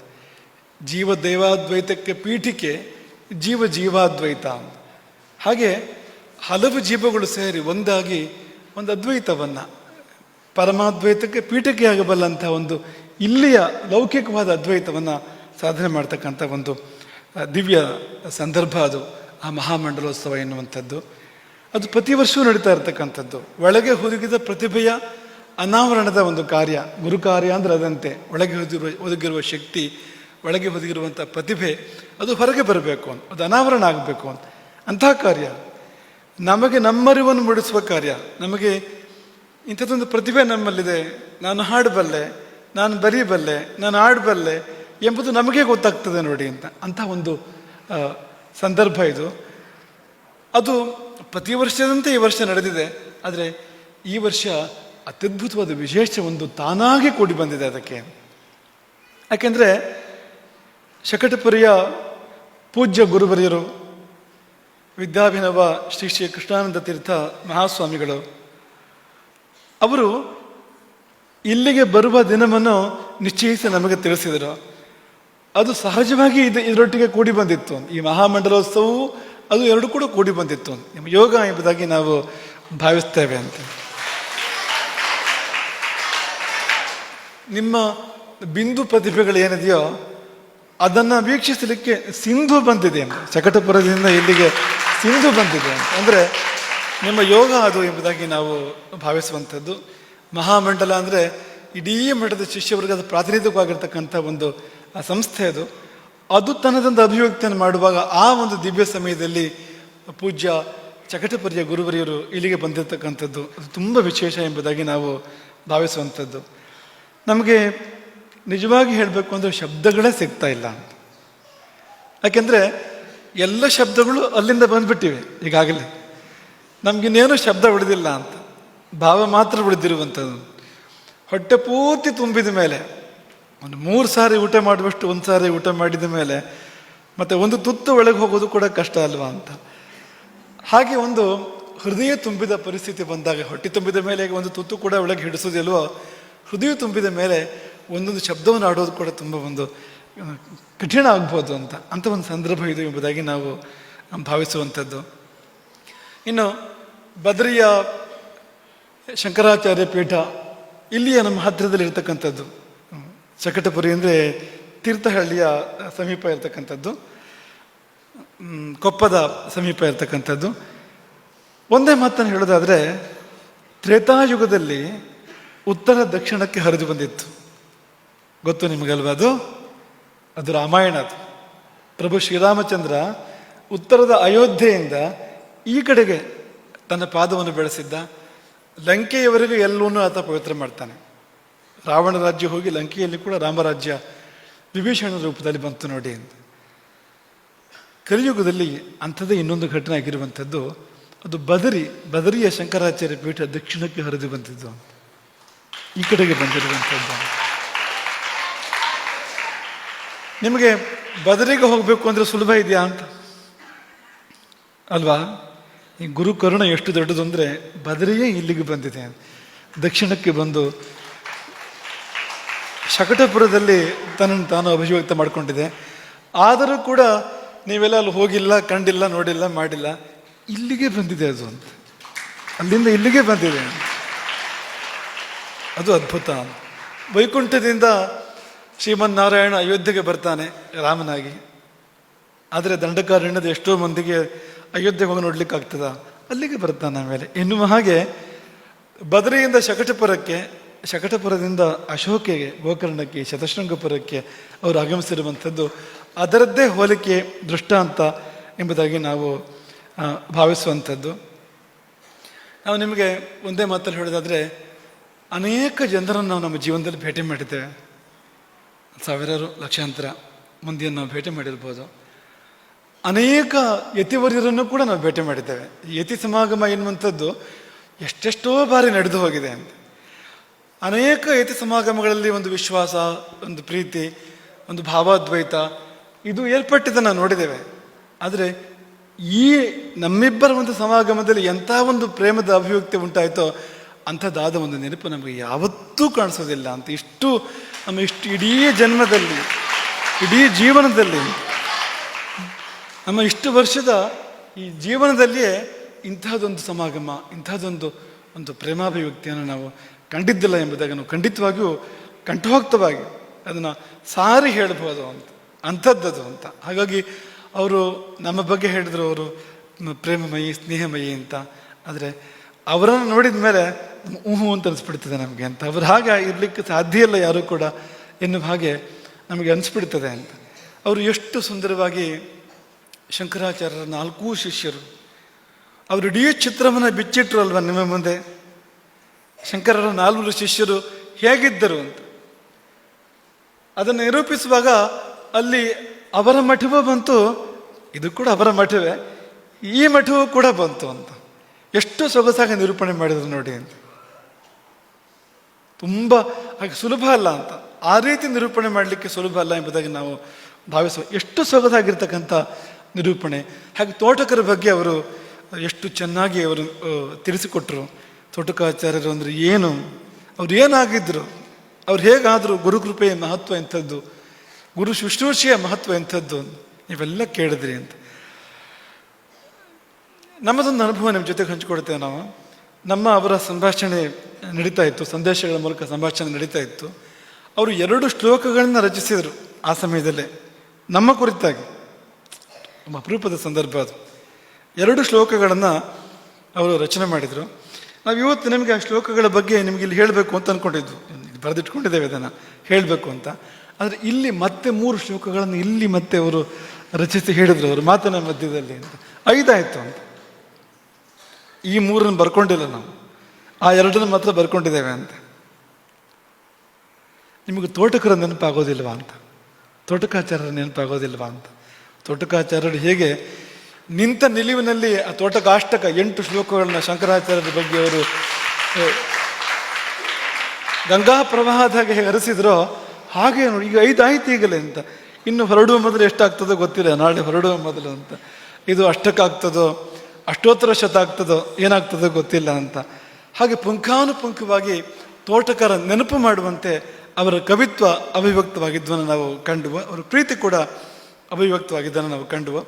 ಅವರು ಶ್ಲೋಕವನ್ನು ರಚನೆ ಮಾಡಿದ ಮೇಲೆ ಕೆಳಗೆ ಹಸ್ತಾಕ್ಷರ ಮಾಡ್ತಾರೆ. ಅವರು ತಾವು ರಚಿಸಿದ ಶ್ಲೋಕದ ಕೆಳಗೆ ಹಸ್ತಾಕ್ಷರ ಮಾಡ್ತಾರೆ. ಅವರ ಹೆಸರಿಲ್ಲ ಹಸ್ತಾಕ್ಷರದಲ್ಲಿ. ಮತ್ತೇನಿದೆ ಅಂದರೆ ಶ್ರೀ ವಿದ್ಯಾ ಶಿಶು ಅಂತ, ಶ್ರೀ ವಿದ್ಯಾ ಶಿಶು ಅಂತ. ನಮಗೆ ಮತ್ತೆ ಶಂಕರಾಚಾರ್ಯರ ನೆನಪಾಗ್ತದೆ. ಸೌಂದರ್ಯ ಲಹರಿಯಲ್ಲಿ ಶಂಕರಾಚಾರ್ಯರು ತಮ್ಮನ್ನು ತಾವು ದ್ರವಿಡ ಶಿಶು ಅಂತ ಕರ್ಕೊಳ್ತಾರೆ. ಸೌಂದರ್ಯ ಲಹರಿ ಅನ್ನೋದು ಅದು ಶ್ರೀವಿದ್ಯೆಯ ಕುರಿತಾಗೆ ಇರ್ತಕ್ಕಂಥದ್ದು, ಶ್ರೀ ರಾಜರಾಜೇಶ್ವರಿಯ ಕುರಿತಾಗೆ ಇರ್ತಕ್ಕಂಥದ್ದು. ಅಲ್ಲಿ ತಮ್ಮನ್ನು ತಾವು ದ್ರವಿಡ ಶಿಶು ಅಂತ ಅವರು ಕರ್ಕೊಳ್ತಾರೆ. ಆ ದ್ರವಿಡ ಶಿಶುವೇ ಈ ರೂಪದಲ್ಲಿ ಬಂದಿರಬಹುದೇನೋ, ಶ್ರೀವಿದ್ಯಾ ಶಿಶುವಾಗಿ ಬಂದಿರಬಹುದೇನೋ ಎಂಬುದಾಗಿ ನಮಗೆ ಅನಿಸುವಂಥದ್ದು. ಹಾಗೆ ಅಪರೂಪದ ಒಂದು ಘಟ್ಟ. ನಮ್ಮ ಅರುಣಶ್ಯಾಮ ಅದಕ್ಕೆ ಮಾಧ್ಯಮ ಆಗಿರ್ತಕ್ಕಂಥದ್ದು. ಅರುಣಶ್ಯಾಮ ನೀಡಿದ ಅನೇಕ ಕೊಡುಗೆಗಳಿದೆ ಮಠಕ್ಕೆ. ನಮ್ಮ ಈ ಪೀಠದ ಶಿಷ್ಯನಾಗಿ, ಪರಿವಾರದ ಒಬ್ಬ ಸದಸ್ಯನಾಗಿ, ಮಠದ ಪರವಾದ ನ್ಯಾಯವಾದಿಯಾಗಿ, ನಮ್ಮ ಇಡೀ ಈ ಕಾನೂನಿನ ಚಟುವಟಿಕೆಗಳನ್ನು ಸಂಯೋಜನೆ ಮಾಡ್ತಕ್ಕಂಥ ನ್ಯಾಯವಾದಿಯಾಗಿ ಕೊಟ್ಟ ಕೊಡುಗೆಗಳು ಅನೇಕ ಇದೆ. ಆದರೆ ಆ ಎಲ್ಲ ಕೊಡುಗೆಗಳ ರತ್ನ ಯಾವುದು ಅಂದರೆ ಶಕಟಪುರದ ಒಂದು ಸಂಸರ್ಗವನ್ನು ಪುನಃ ಏರ್ಪಡಿಸಿಕೊಟ್ಟಿದೆಯಲ್ಲ, ಈ ಸೇವೆ ಎಲ್ಲ ಸೇವೆಗಳ ಮುಕುಟಮಣಿ ಎಂಬುದಾಗಿ ನಾವು ಭಾವಿಸ್ತೇವೆ. ಇದರಿಂದಾಗಿ ಆತನ ಬದುಕಿನಲ್ಲಿ ಕೂಡ ಸೂರ್ಯೋದಯ ಆಗಲಿ ಎಂಬುದಾಗಿ ನಾವು ಆಶಿಸುವಂಥದ್ದು. ಇಂಥದ್ದೊಂದು ದೊಡ್ಡ ಸೇವೆಯ ಫಲಿತವಾಗಿ ಈ ಉಭಯ ಪೀಠಗಳ ಆಶೀರ್ವಾದ ಆತನ ಬದುಕಿಗೆ ಕೂಡ ಸೂರ್ಯೋದಯವಾಗಿ ಮಾರ್ಪಡಲಿ ಎಂಬುದಾಗಿ ನಾವು ಭಾವಿಸುವಂಥದ್ದು. ಒಂದು ಅದ್ವೈತ ಏರ್ಪಟ್ಟಿದೆ, ಪೀಠಾಧಿಪತಿಗಳ ಮಧ್ಯೆ ಅದ್ವೈತ ಏರ್ಪಟ್ಟಿದೆ, 2 ಮಠದ ಅಧಿಕಾರಿಗಳ ಮಧ್ಯೆ ಅದ್ವೈತ ಏರ್ಪಟ್ಟಿದೆ, ಶಿಷ್ಯರ ಮಧ್ಯೆ ಕೂಡ ಅದ್ವೈತ ಏರ್ಪಟ್ಟಿದೆ. ಕೆಲವು ಬಾರಿ ಹೇಗಿರ್ತದೆ ಅಂದರೆ ಮೇಲವರು ಒಂದಾಗಿರ್ತಾರೆ, ಆದರೆ ಕೆಳಗೆ ಜಗಳ ಆಗ್ತಾ ಇರ್ತದೆ. ಈಗ ಶಿವ ವಿಷ್ಣು ಪರಸ್ಪರ ಮಿತ್ರರು ಅಲ್ವಾ? ಈ ಶೈವರು ವೈಷ್ಣವರಲ್ಲಿ ಜಗಳ ಮುಗಿಯುವಂಥದ್ದೇ ಅಲ್ಲ ಅಂತ, ನಿರಂತರವಾಗಿ ಜಗಳ ಆಗ್ತಾ ಇರ್ತದೆ ನೋಡಿ ಅಂತ. ಹಾಗೆ ಕೆಲವು ಬಾರಿ ಅಲ್ಲಿ ಅದ್ವೈತ ಇರ್ತದೆ, ಇಲ್ಲಿ ದ್ವೈತ. ಕೆಲವು ಬಾರಿ ಇಲ್ಲೇ ಅದ್ವೈತ ಇರ್ತದೆ, ಅಲ್ಲಿ ಮೇಲೆ ಅದ್ವೈತ ಇರೋದಿಲ್ಲ, ದ್ವೈತ ಇರ್ತದೆ. ಹೀಗೆಲ್ಲ ನಾವು ಕಾಣ್ತೇವೆ. ಇಲ್ಲಿ ಹಾಗಲ್ಲ. ಇಲ್ಲಿ ಗುರುಗಳ ಮಧ್ಯೆ ಕೂಡ ಅದ್ವೈತ, ಮಠದ ಅಧಿಕಾರಿಗಳ ಮಧ್ಯೆ ಕೂಡ ಅದ್ವೈತ, ಶಿಷ್ಯರ ಮಧ್ಯೆ ಕೂಡ ಅದ್ವೈತ. ನೋಡಿ, ಶಕಟಪುರಿಯ ಶಂಕರಾಚಾರ್ಯರ ಹಿಂದೆ ಆ ಆರಂಭದ ಚಿತ್ರ ಹಾಕಿ, ಇಲ್ಲಿ ಬ್ಯಾಕ್ ಡ್ರಾಪ್ ಇತ್ತಲ್ಲ, ಹಾಕಿ ಅದನ್ನು ಆರಂಭದಲ್ಲಿ ಇರುವಂಥದ್ದು. ನಾವು ಇಲ್ಲಿ ಬಂದು ಕುಳಿತುಕೊಳ್ಳುವಾಗ ನೋಡಿದ್ವು. ಅವರಿಗೆ ಅಂತ ನಾವು ಈ ಆಸನವನ್ನು ಮೀಸಲು ಮಾಡಿದ್ವು. ಆದರೆ ಅವರ ಹಿಂದೆ ನಮ್ಮ ಚಿತ್ರ, ನಮ್ಮ ಹೆಸರು ಇತ್ತು. ನಮ್ಮ ಹಿಂದೆ ಅವರ ಚಿತ್ರ ಮತ್ತು ಶಂಕಟಪುರಿಯ ಶ್ರೀ ಗುರುವರ್ಯರ ಚಿತ್ರ ಮತ್ತು ಅವರ ಹೆಸರು ಇತ್ತು ಅಂತ ನಾವು ಒಂದು ಕ್ಷಣ ನೋಡಿದ್ವು. ಇದೇನು ಮಾಡಬೇಕು ಅಂತ. ಇರಲಿ, ಇದೊಂದು ಅದ್ವೈತ ಹೀಗೆ ಇರಲಿ ಅಂತ ಅಂದ್ಕೊಂಡು ನಾವು ಇಲ್ಲಿ ಪುನಃ ಈ ಪೀಠವನ್ನು ನಾವು ಏರಿದ್ವು. ಅಂತಹದೊಂದು ಅದ್ವೈತ ತುಂಬ ವಿಶೇಷವಾಗಿ ಇಲ್ಲಿ ಏರ್ಪಟ್ಟಿದೆ. ನಿನ್ನೆ ರಾತ್ರಿ ನೋಡಿ, ನೀವು ನೋಡ್ತಾ ಇದ್ದೀರಿ ನೀವೀಗ ಅಂತ. ಇದರ ಒಂದು ಬ್ಯಾಕ್ ಡ್ರಾಪ್ ಏನು ರಚನೆ ಮಾಡಿದ್ದಾರೆ, ಹಿನ್ನೆಲೆ ಏನು ರಚನೆ ಮಾಡಿದ್ದಾರೆ. ಸಹಜವಾಗಿ ಅವರ ಹಿಂದಿರುವಂಥ ಹೆಸರು ಯಾವುದು, ಚಿತ್ರ ಯಾವುದು, ನಮ್ಮ ಹಿಂದಿರುವಂಥ ಹೆಸರು ಯಾವುದು, ಚಿತ್ರ ಯಾವುದು ನೋಡಿ ಅಂತ ಕೂಡಿ ಬರುವಂಥದ್ದು ಇದೆಲ್ಲವೂ ಕೂಡ ಅಂತ. ಸ್ಥಿರವಾದ ಅದ್ವೈತ ಅಂತ. ಈ ಶಕಟ ಅಂದರೆ ಏನು ಗೊತ್ತಾ ನಿಮಗೆ? ನಮ್ಮ ಮಕ್ಕಳು ಅನೇಕರಿದ್ದೀರಿ, ನೀವು ವಿದ್ಯಾರ್ಥಿಗಳಿದ್ದೀರಿ. ನೀವು ಶಕಟ ಅಂದರೆ ಏನು? ಬಂಡಿ ಅಲ್ವಾ? ನಮಗೊಂದು ದೊಡ್ಡ ಆಸೆ ಇತ್ತು, ಇಲ್ಲಿ ಈ ಸಂಚಾರ ಪೂರ್ತಿ ಎತ್ತಿನ ಬಂಡಿ ಮೂಲಕವೇ ಆಗಬೇಕು ಇಲ್ಲಿ ಅಂತ. ನಾವು ಎತ್ತಿನ ಬಂಡಿ ತರಿಸಿ ಕೂಡ ಇಟ್ಟಿದ್ವು, 2 ಒಂದಲ್ಲ ಅಂತ. ಅದಿನ್ನೂ ಆ ಕಾರ್ಯ ಕೈಗೂಡಲಿಲ್ಲ. ವರ್ಷಗಟ್ಟಲೆ ನಾವು ಅದನ್ನು ಹೇಳ್ತಾ ಇದ್ವು ಅಂತ. ಇಡೀ ಪೂರ್ತಿ ಇಲ್ಲಿ ಶಕಟ ಸಂಚಾರ ಏರ್ಪಡಬೇಕು, ಇಡೀ ನಮ್ಮ ಕ್ಯಾಂಪಸ್ನಲ್ಲಿ ಎಲ್ಲಿಂದ ಎಲ್ಲಿಗೆ ಹೋಗೋದಾದ್ರು ಕೂಡ ಅದರ ಮೂಲಕವೇ ಸಂಚಾರ ಆಗಬೇಕು ಅನ್ನೋ ಅಪೇಕ್ಷೆ ನಮಗಿತ್ತು. ಅದಾಗಲಿಲ್ಲ. ಆದರೆ ಶಕಟಪುರದ ಗುರುಗಳ ಸಂಚಾರ ಇಲ್ಲಿ ಪೂರ್ತಿ ಆಗಿಬಿಟ್ಟಿದೆ. ಇಲ್ಲಿ ಈ ಸಮಯದಲ್ಲಿ ನಾವು ಶಕಟದ ನೆನಪನ್ನು ಯಾಕೆ ಮಾಡಿಕೊಂಡು ಅಂದರೆ, ಶಕಟಕ್ಕೆ 2 ಚಕ್ರಗಳಿರುತ್ತವೆ, 2 ಎತ್ತುಗಳು ಕೂಡ ಇರ್ತವೆ ಅಲ್ವಾ? ಮುಂಭಾಗದಲ್ಲಿ 2 ಎತ್ತುಗಳಿರ್ತವೆ, ಹಿಂದೆ 2 ಚಕ್ರಗಳಿರ್ತವೆ ಅಂತ. ಅದೆರಡು ಕೂಡಿಯೇ ಶಕಟದ ಚಲನ ಏರ್ಪಡ್ತಕ್ಕಂಥದ್ದು ಅಂತ. ಇನ್ನು ಮುಂದಕ್ಕಾಗೋದು ಹೇಗೆ ಅಂದರೆ, ಈ 2 ಚಕ್ರಗಳು ಸೇರಿ ಮುಂದಿನ ಸಂಚಾರ ಆಗುವಂಥದ್ದು, 2 ಪೀಠಗಳು ಮುನ್ನಡೆಯುವಂಥದ್ದು. ಎತ್ತು ಅಂತ ಎತ್ತಬೇಕಲ್ವಾ? ಎತ್ತಿಗೆ ಹೆಸರು ಯಾಕೆ ಅಂದರೆ ಎತ್ತುವಂಥದ್ದು, ಅದು ಭಾರವಹನ ಶಕ್ತಿ ಅದಕ್ಕಿದೆ ಅಂತ. ಈ ಸಮಾಜವನ್ನು ಎತ್ತುವ ಕಾರ್ಯಕ್ಕೆ ಹೊರಡಬೇಕಾಗಿದೆ. 2 ಚಕ್ರಗಳು ಸೇರಿಯೇ ಈ ಬಂಡಿ, ಅದ್ವೈತದ ಬಂಡಿ ಇದು ಮುಂದುವರಿಯುವಂಥದ್ದು ಎಂಬುದನ್ನು ಈ ಸಮಯದಲ್ಲಿ ನಾವು ನೆನಪು ಮಾಡಿಕೊಳ್ತೇವೆ. ಮತ್ತು ಒಂದು ನಂದಿಯನ್ನು ಒಂದು ಉಪಹಾರವಾಗಿ ಒಂದು ಕೊಡುಗೆಯಾಗಿ ಸಮರ್ಪಣೆ ಮಾಡಬೇಕು ಎಂಬುದಾಗಿ ನಾವು ಭಾವಿಸ್ತಿದ್ವು. ಕಾರಣ ಅದೇ. ಕಾರಣ ಅಂದರೆ ಇನ್ನೇನು ಕೊಟ್ಟರು ಕೂಡ ಅದಕ್ಕೊಂದು ಬೆಲೆ ಕಟ್ಟಬಹುದು ಅಂತ. ಆದರೆ ಈ ನಂದಿಗೆ ಬೆಲೆ ಕಟ್ಟಲಿಕ್ಕೆ ಸಾಧ್ಯ ಇಲ್ಲ, ಇದು ಅಮೂಲ್ಯ ಅಂತ. ಮತ್ತು ಅವರಿಗೊಂದು ಗೋ ಪ್ರೇಮ ಇದೆ ಅಂತ ತಿಳ್ಕೊಂಡಿದ್ವಿ ನಾವು. ಗೋವುಗಳ ಬಗ್ಗೆ ತುಂಬ ಪ್ರೀತಿ ಇದೆ ಅವರಿಗೆ ಅನ್ನೋದನ್ನು ಮೊದಲೇ ತಿಳ್ಕೊಂಡಿದ್ವು. ಹಾಗಾಗಿ ಒಂದು ನಂದಿಯನ್ನು ಆಂಧ್ರ ಪ್ರದೇಶದಲ್ಲಿ ಹುಡುಕಿಸಿ, ಯಾಕೆಂದರೆ ಆಂಧ್ರದ ಓಂಗೋಲ್ ತಳಿ ತುಂಬ ಶ್ರೇಷ್ಠವಾಗಿರುವಂಥ ತಳಿ ಇದು. ಇಡೀ ಮೈ ಬಿಳಿ ಇರ್ತದೆ, ಸ್ವಚ್ಛ ಬಿಳಿ, ಹಾಲು ಬಿಳುಪು, 9 ಸ್ಥಾನ ಕಪ್ಪಿರ್ತದೆ. ಕಣ್ಣ ಸುತ್ತ ಕಾಡಿಗೆ ಕಪ್ಪು, ಕಿವಿಯಲ್ಲಿ ಕಪ್ಪು, ಬಾಲದ ತುದಿ ಕಪ್ಪು ಅದರದ್ದು, ಗೊರಸು ಕಪ್ಪು, ಹೀಗೆ 9 ಅವಯವಗಳು ಕಪ್ಪಿರ್ತವೆ. ಮೈ ಪೂರ್ತಿ ಸ್ವಚ್ಛ ಬಿಳಿ, ಅವರ ಮನಸ್ಸಿನ ಹಾಗೆ ಅಷ್ಟು ಸ್ವಚ್ಛ ಬಿಳಿ ಇರ್ತಕ್ಕಂಥದ್ದು ಅಂತ. ಯಾಕೆ ಅದನ್ನು ಕೊಡಬೇಕು ಅಂದರೆ, ವೃಷೋ ಹಿ ಭಗವಾನ್ ಧರ್ಮ. ವೃಷ ಅಂದರೆ ಏನು? ಧರ್ಮಸ್ವರೂಪ ಅದು. ಶಿವ ನಂದಿಯನ್ನು ಏರಿ ಬರ್ತಾನಂದ್ರೆ ಏನು? ಧರ್ಮವನ್ನು ಏರಿ ಬರ್ತಾನ. ಶಿವ ನಮ್ಮ ಬಳಿ ಬರಬೇಕು ಅಂದರೆ ನಾವು ಧರ್ಮ ಮಾಡಿರಬೇಕು. ನಾವು ಮಾಡಿದ ಧರ್ಮವನ್ನೇ ಏರಿ ಆತ ನಮ್ಮ ಬಳಿಗೆ ಬರುವಂಥದ್ದು ಅಂತ. ಈಗ ನಂದಿಯ ಕಾರ್ಯ ಏನು? ಶಿವನನ್ನು ನಮ್ಮ ಬಳಿ ಕರ್ಕೊಂಡು ಬರುವಂಥದ್ದಲ್ವಾ? ಧರ್ಮ ಅದು ಅಂತ. ಹಾಗಾಗಿ ಆ ಧರ್ಮದ ಪ್ರತೀಕವಾಗಿರ್ತಕ್ಕಂಥದ್ದು ನಂದಿ ಎನ್ನುವಂಥದ್ದು. ಒಂದು ಧರ್ಮಪೀಠಕ್ಕೆ ಏನನ್ನು ಕೊಡಬೇಕು ಅಂದರೆ ಧರ್ಮವನ್ನೇ ಕೊಡಬೇಕು ಅಂತ, ಅದನ್ನೇ ಕೊಡಲಿಕ್ಕೆ ಇರತಕ್ಕಂಥದ್ದು ಎಂಬ ಕಾರಣಕ್ಕೆ ನಾವು, ಇನ್ನೊಂದು ಕಾರಣ ಅದು, ಆ ನಂದಿಯನ್ನು ನೀಡಬೇಕು ಎಂಬುದಾಗಿ ಆರಿಸ್ಕೊಂಡಿರ್ತಕ್ಕಂಥದ್ದು. ಅವರು ತುಂಬ ಪ್ರೀತಿಯಿಂದ ಸ್ವೀಕಾರ ಮಾಡಿದ್ದಾರೆ ಆ ನಂದಿಯನ್ನು. ಅದು ನಮಗೆ ಅವ್ರು ಸ್ವೀಕಾರ ಮಾಡಿದ್ದಾರೆ ಎನ್ನುವಂಥದ್ದು ತುಂಬ ಸಂತೋಷವನ್ನು ಕೊಟ್ಟಿದ್ದೇನೆ. ಇನ್ನು ಮುಂದೆ ಏನಾಗ್ತದೆ ಅಂದರೆ, ಶಕಟಪುರದಲ್ಲಿ ಆ ನಂದಿ ಸಂಚಾರವನ್ನು ಮಾಡ್ತದೆ. ಅದನ್ನು ನೋಡಿದಾಗ ಪೂಜ್ಯ ಶಕಟಪುರಿಯ ಶಂಕರಾಚಾರ್ಯರಿಗೆ ನಮ್ಮ ನೆನಪಾಗ್ತದೆ. ಅದೇನು ಬೇಕು ಅಂತಿಲ್ಲ ಅವರಿಗೇನು, ಇಲ್ಲದೀವು ಅವ್ರು ನೆನಪು ಮಾಡ್ಕೊಡ್ತಾರೆ, ತುಂಬ ತಾನಾಗಿ ನೆನಪು ಮಾಡ್ಕೊಡ್ತಾ ಇರ್ತಾರೆ.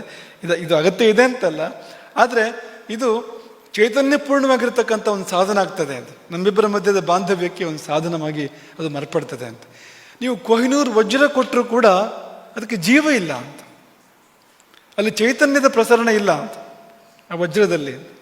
ನೀವು ಮರಕತವನ್ನು ಕೊಟ್ಟರು ಕೂಡ ಆ ಮರಕತದಲ್ಲಿ ಚೈತನ್ಯದ ಪ್ರಸರಣ ಇಲ್ಲ ನೋಡಿ. ಹಾಗಾಗಿ ನಾವು ಯಾವಾಗಲೂ ನೆನಪು ಮಾಡ್ಕೊಳ್ಳುವಂಥದ್ದು, ಈಗ ಸ್ವತ್ತುಗಳಿಗಿಂತ ಸಂಬಂಧಗಳು ತುಂಬ ದೊಡ್ಡದು ಅಂತ. ಸ್ವತ್ತುಗಳಿಗಾಗಿ ಸಂಬಂಧವನ್ನು ಬಲಿ ಕೊಡಬಾರ್ದು ಯಾವಾಗಲೂ. ಅಣ್ಣ ತಮ್ಮಂದರು ಹಾಗೆ ಮಾಡ್ತಾರೆ ಎಷ್ಟೋ ಬಾರಿ, ಸ್ವತ್ತುಗಳಿಗಾಗಿ ಸಂಬಂಧ ಬಲಿ ಕೊಡ್ತಾರೆ ಅವರು. ಸಂಬಂಧಗಳಿಗಾಗಿ ಸ್ವತ್ತುಗಳನ್ನು ತ್ಯಾಗ ಮಾಡಬೇಕು. ಈಗ ಶ್ರೀರಾಮ ರಾಜ್ಯವನ್ನೇ ತ್ಯಾಗ ಮಾಡ್ತಾನೆ ಭರತನಿಗೆ ಇರಲಿ ಅಂತ. ಸಂಬಂಧ ದೊಡ್ಡದು ಅಂತ.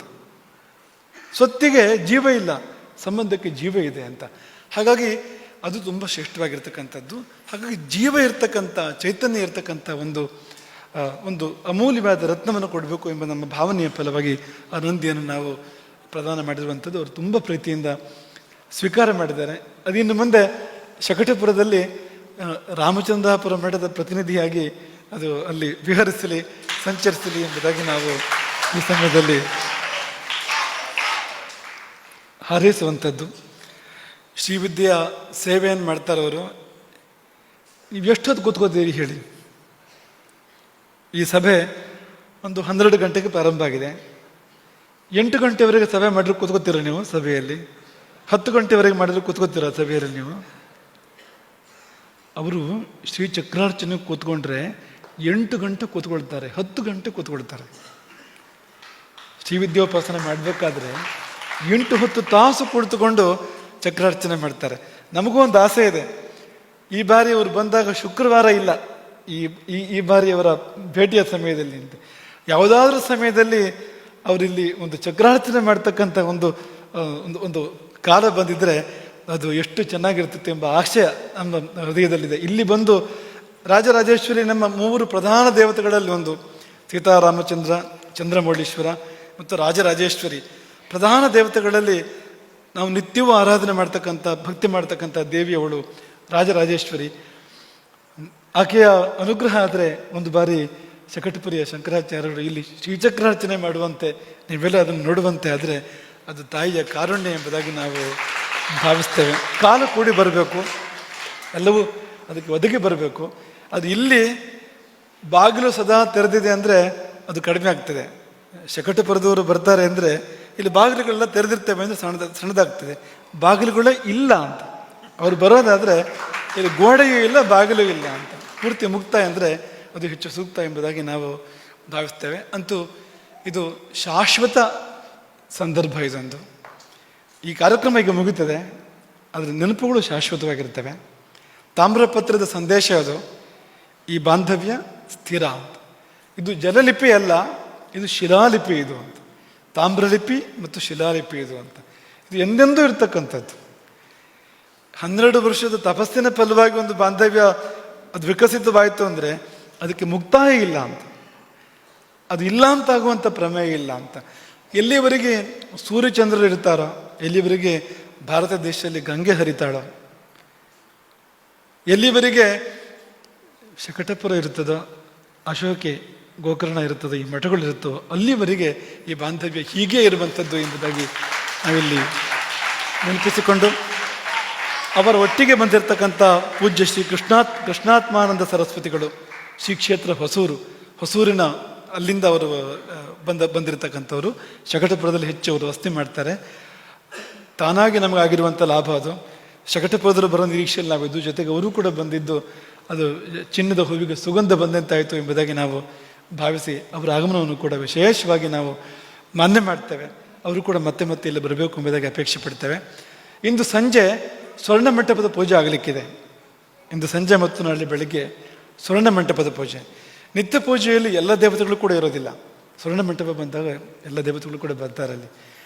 ಆ ದೇವತೆಗಳಲ್ಲಿ ಯಾಕೆ ಬರ್ತಾರೆ ಅಂದರೆ ಗುರುಗಳ ಸಲುವಾಗಿ ಬರ್ತಾರೆ. ಶಕಟಪುರಿಯ ಶಂಕರಾಚಾರ್ಯರ ಸಲುವಾಗಿ ನಮ್ಮ ಎಲ್ಲ ವಿಶಿಷ್ಟ ದೇವತೆಗಳು ಅಂತ, ಅಪರೂಪದಲ್ಲಿ ಬಂದು ಕಾಣಿಸ್ಕೊಳ್ತಕ್ಕಂಥ ದೇವತೆಗಳು ಅವರೆಲ್ಲ ಬಂದು ಇಂದು ಸಂಜೆ ಮತ್ತು ನಾಳೆ ಪ್ರಾತಃ ಕಾಲ ಸ್ವರ್ಣ ಮಂಟಪದ ಒಂದು ಸೇವೆ ಇಲ್ಲಿ ಅವರ ಸಲುವಾಗಿ, ಇದು ಅಪರೂಪ, ಇದು ಹೀಗೆ ನಡೆದಿದ್ದು ಯಾವಾಗಲೂ ಕೂಡ ಇಲ್ಲ ಅಂತ. ಶಿಷ್ಯರಲ್ಲಿ ಸೇವೆಗಳು ನಡೀತಾ ಇರ್ತವೆ, ಆದರೆ ಅವರ ಕಣ್ಣಿಗೆ ಬೀಳಬೇಕು, ಅವರ ಒಂದು ಸದಪೇಕ್ಷೆ ಅದು ಪೂರ್ಣ ಆಗಬೇಕು ಅನ್ನೋ ಕಾರಣಕ್ಕೆ ಅದನ್ನು ಏರ್ಪಡಿಸ್ತಾ ಇರ್ತಕ್ಕಂಥದ್ದು. ನೀವು ಎಲ್ಲರೂ ಕೂಡ ನೋಡಿ ಧನ್ಯರಾಗ್ಬೋದು ಎಂಬುದಾಗಿ ಭಾವಿಸಿ, ಶಕಟಪುರಕ್ಕೆ ನಾವು ಮುಂದೆ ಪ್ರಯಾಣ ಮಾಡುವಾಗ ನೀವೆಲ್ಲ ಒಟ್ಟಿಗೆ ಬರಬೇಕು, ಜೊತೆಯಲ್ಲಿ ಬನ್ನಿ. ಮತ್ತೆ ಸಾಧ್ಯ ಇದ್ದರೆ ನಮಗಿಂತ ಮೊದಲು ನೀವು ಹೋಗಿ ಬನ್ನಿ ಅಲ್ಲಿಗೆ. ಒಂದು ಸ್ವಲ್ಪ ಸಮಯ ಇದೆ ನಾವು ಹೋಗೋದಕ್ಕೆ ಅಲ್ಲಿ, ಅದಕ್ಕಿಂತ ಮುಂಚೆ ನೀವು ಹೋಗಿ ಬನ್ನಿ. ಮತ್ತೆ ಒಂದು ತಪ್ಪು ತಿಳ್ಕೊಂಡು ಬಿಡಬೇಡಿ, ಅವರು ತುಂಬ ಪ್ರೀತಿಯಿಂದ ಹೇಳಿದ್ದು, ಅಂದರೆ ಇಲ್ಲಿ ಶಿಷ್ಯರನ್ನು ನೋಡಿ ಕಲಿಬೇಕು ಅಂತ ಹೇಳಿದ್ರಲ್ಲ, ಪ್ರೀತಿಯಿಂದ ಹೇಳಿದ್ದು. ನಾವೇ ಶಿಷ್ಯರು ಆ ರೀತಿ ತಪ್ಪು ತಿಳ್ಕೊಂಡು ಬಿಡಬೇಡಿ. ಶಕಟಪುರಿ ಶಿಷ್ಯರು ಹೇಗಿದ್ದಾರೆ ಅಂತ ಗೊತ್ತಿದೆ ನಮಗೆ. ಬೆಂಗಳೂರಿನ ಶಿಷ್ಯರು ನಮ್ಮನ್ನು ಭೇಟಿ ಮಾಡಿದಾಗ ಹೇಳ್ತಾ ಇದ್ರು, ಬೆಂಗಳೂರಿಗೆ ಅವ್ರು ಹೋದಾಗ ಆ ಸಮಯದಲ್ಲಿ ಪ್ರವೇಶ ಆದರೆ ಶಿಷ್ಯರು ಪುನಃ ಹೊರಡುವವರೆಗೆ ಜೊತೆಯಲ್ಲೇ ಇರ್ತಾರೆ ಅಂತ. ತುಂಬ ಒಳ್ಳೊಳ್ಳೆ ಶಿಷ್ಯರಿದ್ದಾರೆ ಅಲ್ಲಿ, ತುಂಬ ಒಳ್ಳೊಳ್ಳೆ ಶಿಷ್ಯರಿದ್ದಾರೆ. ಕಾಂಚಿ ಮಠದ ಬಾಂಧವ್ಯ ಇದೆ ಅಲ್ಲಿ, ಆ ಸಂಸ್ಕಾರ ಇದೆ, ಅಪರೂಪದ ಶಿಷ್ಯರಿದ್ದಾರೆ. ಹಾಗಾಗಿ ನೀವು ಅಲ್ಲಿಗೆ ಹೋದರೆ ನೀವುಗಳು ಕಲ್ತ್ಕೊಂಡು ಬರುವಂಥದ್ದು ತುಂಬ ಇರ್ತದೆ. ಅಲ್ಲಿಂದ ತಿಳ್ಕೊಂಡು ಬರುವಂಥದ್ದು, ಕಲ್ತ್ಕೊಂಡು ಬರುವಂಥದ್ದು ಕೂಡ ತುಂಬ ಇರ್ತದೆ. ಅವ್ರು ಪ್ರೀತಿಯಿಂದ ಹೇಳಿರುವಂಥದ್ದು ಪೂರ್ತಿ ಹಾಗೆ ನನ್ನಂಥ ಶಿಷ್ಯ ಇಲ್ಲ ಅಂತ ಅನ್ಕೊಂಡು ಬಿಡಬೇಡಿ. ಯಾವುದೇ ಕಾರಣಕ್ಕೂ ಕಲಿಯುವಂಥದ್ದಿದೆ ನಿಮಗೆ ಅಂತ, ತಿಳಿಯುವಂಥದ್ದು ಕಲಿಯುವಂಥದ್ದು ಅಲ್ಲಿಂದ ಇದೆ ಅನ್ನೋದನ್ನು ನಾವು ಮತ್ತೆ ನೆನಪು ಮಾಡ್ತೇವೆ. ಈ ಮಾತು ಎಷ್ಟು ಸತ್ಯ ಅಂತ ನಿಮ್ಗೆ ಹೋದಾಗ ಗೊತ್ತಾಗ್ತದೆ, ನಿಮಗೆ ಅಂತ ನೋಡಿದಾಗ ಗೊತ್ತಾಗ್ತದೆ ಅಂತ.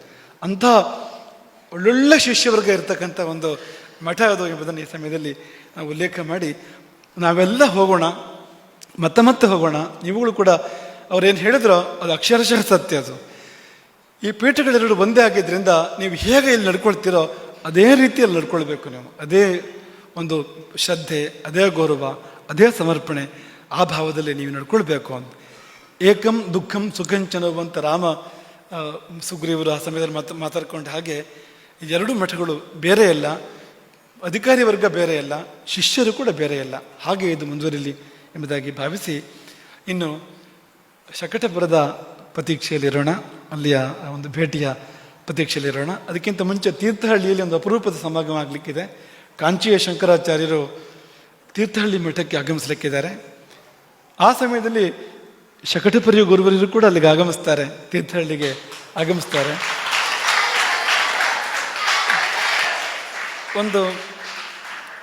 ಒಂದು ಅಪರೂಪದ ಸಮಾಗಮ ಆಗಲಿಕ್ಕಿದೆ ಅಲ್ಲಿ ಅಂತ. ಒಂದು ತ್ರಿವೇಣಿ ಸಂಗಮ, 3 ಮಹಾಪೀಠಗಳಲ್ಲಿ ಸೇರ್ತವೆ ತೀರ್ಥಹಳ್ಳಿಯ ಒಂದು ಮಠದಲ್ಲಿ. ಹಾಗಾಗಿ ಆ ಸಮಯವನ್ನು ಕೂಡ ಇಲ್ಲಿ ನೆನಪು ಮಾಡಿಕೊಂಡು ನಮಗೊಂದು ತುಂಬ ಆಶ್ಚರ್ಯ ಏನಾಯಿತು ಅಂದರೆ, MK ಜನಾರ್ದನ ಬಾಂಬೆಯಲ್ಲಿ ತುಂಬ ಸೇವೆ ಮಾಡ್ತಾಯಿದ್ರು. ಮುಂಬೈಯಲ್ಲಿ ನಾವು ಹೋದಾಗೆಲ್ಲ ತುಂಬ ಸೇವೆ ಮಾಡ್ತಾ ಇದ್ದವರು ಅವರು MK ಜನಾರ್ದನ. ಅವರಿಲ್ಲ ಇವತ್ತು, ಎಷ್ಟೋ ವರ್ಷಗಳಾಗೋಯ್ತು ಅವರು ಅಸ್ತಂಗತರಾಗಿ. ಆದರೆ ಅವರು ಎಷ್ಟು ನೆನಪು ಅಂದರೆ ಅವರನ್ನು ಕೂಡ ನೆನಪಿಟ್ಕೊಂಡಿದ್ದಾರೆ ಅಂತ. ಆ ಸಮಯದಲ್ಲಿ ಸಮಯ ಆಯಿತು ಅಂತ ಕರ್ಕೊಂಡು ಹೋದರು ಅವರು, ಅವ್ರನ್ನು ಕೂಡ ನೆನಪಿಟ್ಕೊಂಡಿದ್ದಾರೆ ಅಂತ. ಆದರೆ ಅವರ ತಮ್ಮನ ಮಗಳು ವಸಂತ, MK ವಸಂತದ ಮಗಳು ದೀಪ ಇಲ್ಲಿದ್ದಾಳೆ. ಅಂದರೆ ಗುರುಗಳು ನೆನಪು ಮಾಡ್ಕೊಂಡ್ರಲ್ಲ, ಜನಾರ್ದನ ಅವರ ಒಂದು ಪ್ರತಿನಿಧಿ ತಮ್ಮನ ಮಗಳು ಇಲ್ಲಿದ್ದಾಳೆ ಸಮಯದಲ್ಲಿ ಅಂತ. ಒಂದು ಅಪರೂಪದ ಸಂದರ್ಭ ಇದು ಏರ್ಪಟ್ಟಿದೆ ಇಲ್ಲಿ ಎಂಬುದಾಗಿ. ಜನಾರ್ದನ ಇವರ ದೊಡ್ಡಪ್ಪ, ಏಕೆ ದೊಡ್ಡಪ್ಪ ಅಂತ ತುಂಬ ಸೇವೆ ಮಾಡಿದ್ರು ಮಠಕ್ಕೆ ಜನಾರ್ದನ. ಇವತ್ತಿಲ್ಲ, ಅವರು ನೆನಪಿಸ್ಕೊಂಡು ನಿಮ್ಮೆಲ್ಲರನ್ನೂ ತುಂಬ ಪ್ರೀತಿಯಿಂದ ಹರಿಸ್ತೇವೆ, ಆಶೀರ್ವದಿಸ್ತೇವೆ. ಹಾಗೆ ಸೀತಾರಾಮಚಂದ್ರ ಚಂದ್ರಮೌಳೀಶ್ವರರು ಈ ಕಡೆಯಿಂದ, ಆ ಕಡೆಯಿಂದ ರಾಜರಾಜೇಶ್ವರಿ ಚಂದ್ರಮೌಳೀಶ್ವರರು ನಿಮ್ಮನ್ನು ಪೂರ್ಣವಾಗಿ ಆಶೀರ್ವದಿಸಿ ನಿಮ್ಮ ಉದ್ಧಾರವನ್ನು ಮಾಡಲಿ, ಎಲ್ಲರಿಗೂ ಒಳಿತಾಗಲಿ ಅಂತ ತಪ್ಪಣೆ ಆಗ್ತದೆ. ಹರೇ ರಾಮ. ಗೋಕರ್ಣ ಮಂಡಲಾಧೀಶ್ವರ ಶ್ರೀಮದ್ ಜಗದ್ಗುರು ಹಿಂಗರಾಚಾರ್ಯ ಶ್ರೀಮದ್ ರಾಘವೇಶ್ವರ ಭಾರತೀ ಸ್ವಾಮಿ ಮಹಾರಾಜ್ ಕಿ. ಹಲವು ಜೀವಗಳು ಸೇರಿ ಒಂದಾದರೆ ಅದುವೇ ಅದ್ವೈತ. ಒಳಗಿನ ಪ್ರತಿಭೆ ಹೊರಬಂದು ಸಂದರೆ ಅದುವೇ ಲೋಕಹಿತ. ಬಿಂದುವಿನಾಟವ ನೋಡಲು ಸಿಂಧುವೆ ಬಂದಿತು ತಾ ಇಲ್ಲಿ ನಿಂದು. ನಡೆಸಲಿಲ್ಲವೇ ರಥವನ್ನು ತಾನೇ ಹರಿ ಅರ್ಜುನನೆದುರಲಿ ನಿಂದು. ಶಬರಿಯಂತೆ ಕಾದೆವು ನಾವು ಸಂದಿತು ಕಾಲ 12. ಬಂದನು ಕುರುತ ಕೃಷ್ಣಾನಂದರ ರೂಪದಿ ಇದೋ ನೋಡು. ಮಿಡಿದಿದೆ ವೀಣೆ ತನ್ನಿಂದ ತಾನೇ ಅರಳಿದೆ ಗುರುವಿನ ರತ್ಕಮಲ. ಮಿಡಿದಿದೆ ವೀಣೆ ತನ್ನಿಂದ ತಾನೇ ಅರಳಿದೆ ಗುರುವಿನ ರತ್ಕಮಲ. ಶೋಕಗಳೆಲ್ಲ ಅಳಿದಿದೆ ಇಲ್ಲಿ, ಇದು ಶ್ಲೋಕವು ಹುಟ್ಟುವ ಕಾಲ, ಇದು ಶ್ಲೋಕವು ಹುಟ್ಟುವ ಕಾಲ. ಅರುಣನ ಮೂಲಕ ಬೆಳಗಿದೆ ಕಿರಣ ಆಗಲಿ ಜಗದ ಕಲ್ಯಾಣ. ಅರುಣನ ಮೂಲಕ ಬೆಳಗಿದೆ ಕಿರಣ ಆಗಲಿ ಜಗದ ಕಲ್ಯಾಣ. ಚಕ್ರಗಳೆರಡು ಎತ್ತುಗಳೆರಡು ಮುಂದಕ್ಕೆ ಸಾಗಲಿ ಬಂಡಿ. ಚಕ್ರಗಳೆರಡು ಎತ್ತುಗಳೆರಡು ಮುಂದಕ್ಕೆ ಸಾಗಲಿ ಬಂಡಿ. ಇಬ್ಬರು ಗುರುಗಳು ಸಮದಂಡಿ, ಇಬ್ಬರು ಗುರುಗಳು ಸಮದಂಡಿ. ಧರ್ಮವನೆತ್ತಲು ಧರ್ಮವೇ ಬೇಕು, ನಂದಿಯೋದರ ಪ್ರತಿರೂಪ. ಧರ್ಮವನೆತ್ತಲು ಧರ್ಮವೇ ಬೇಕು, ನಂದಿಯೋದರ ಪ್ರತಿರೂಪ. ಬೆಳಗಲಿ ಸ್ನೇಹ ಕಣ್ಣಿನ ದೊಂದಿ, ಬೆಳಗಲಿ ಸ್ನೇಹ ಕಣ್ಣಿನ ದೊಂದಿ. ಇಂತಹ ಒಲುಮೆ ಅಪರೂಪ, ಇಂತಹ ನೇಹ ಅಪರೂಪ. ಬನ್ನಿರಿ ಗುರುವೆ ಬನ್ನಿರಿ ಮತ್ತೆ ಎದೆಗೆ ಬಾಗಿಲು ಇಲ್ಲ. ಬನ್ನಿರಿ ಗುರುವೆ ಬನ್ನಿರಿ ಮತ್ತೆ ಎದೆಗೆ ಬಾಗಿಲು ಇಲ್ಲ. ಶ್ರೀ ಕೃಷ್ಣಾನಂದ ತಂದರು ಆತ್ಮಾನಂದ. ಸಂತಸಕ್ಕೆ ಮಾತುಗಳಿಲ್ಲ, ಸಂತಸಕ್ಕೆ ಮಾತುಗಳಿಲ್ಲ. ವೇದಿಕೆಯಲ್ಲಿದೆ ಎರಡೂ ಬಿಂಬ, ವೇದಿಕೆಯಲ್ಲಿದೆ ಎರಡೂ ಬಿಂಬ. ಕನ್ನಡಿ ಯಾರೋ ಕಾಣೆ, ವೇದಿಕೆಯಲ್ಲಿದೆ ಎರಡೂ ಬಿಂಬ. ಕನ್ನಡಿ ಯಾರೋ ಕಾಣೆ. ಇಬ್ಬರು ಹರಸಿ ವಂದಿಸುವೆವು, ಇಬ್ಬರು ಹರಸಿ ವಂದಿಸುವೆವು. ಕಳೆಯಿರಿ ಶಿಷ್ಯರ ಬವಣೆ, ಕಳೆಯಿರಿ ಶಿಷ್ಯರ ಬವಣೆ. ಮತ್ತೊಮ್ಮೆ ಯತಿದ್ವಯಗಳಿಗೆ ಪಾದಪದ್ಮಗಳಿಗೆ ಜೋರಾದ ಚಪ್ಪಾಳೆಯ ಮೂಲಕ ಪ್ರಾಣ ಪ್ರಣಾಮಗಳನ್ನು ಸಲ್ಲಿಸಿ ವಂದಿಸ್ತಾ ಇದ್ದೇವೆ. ಹರೇ ರಾಮ.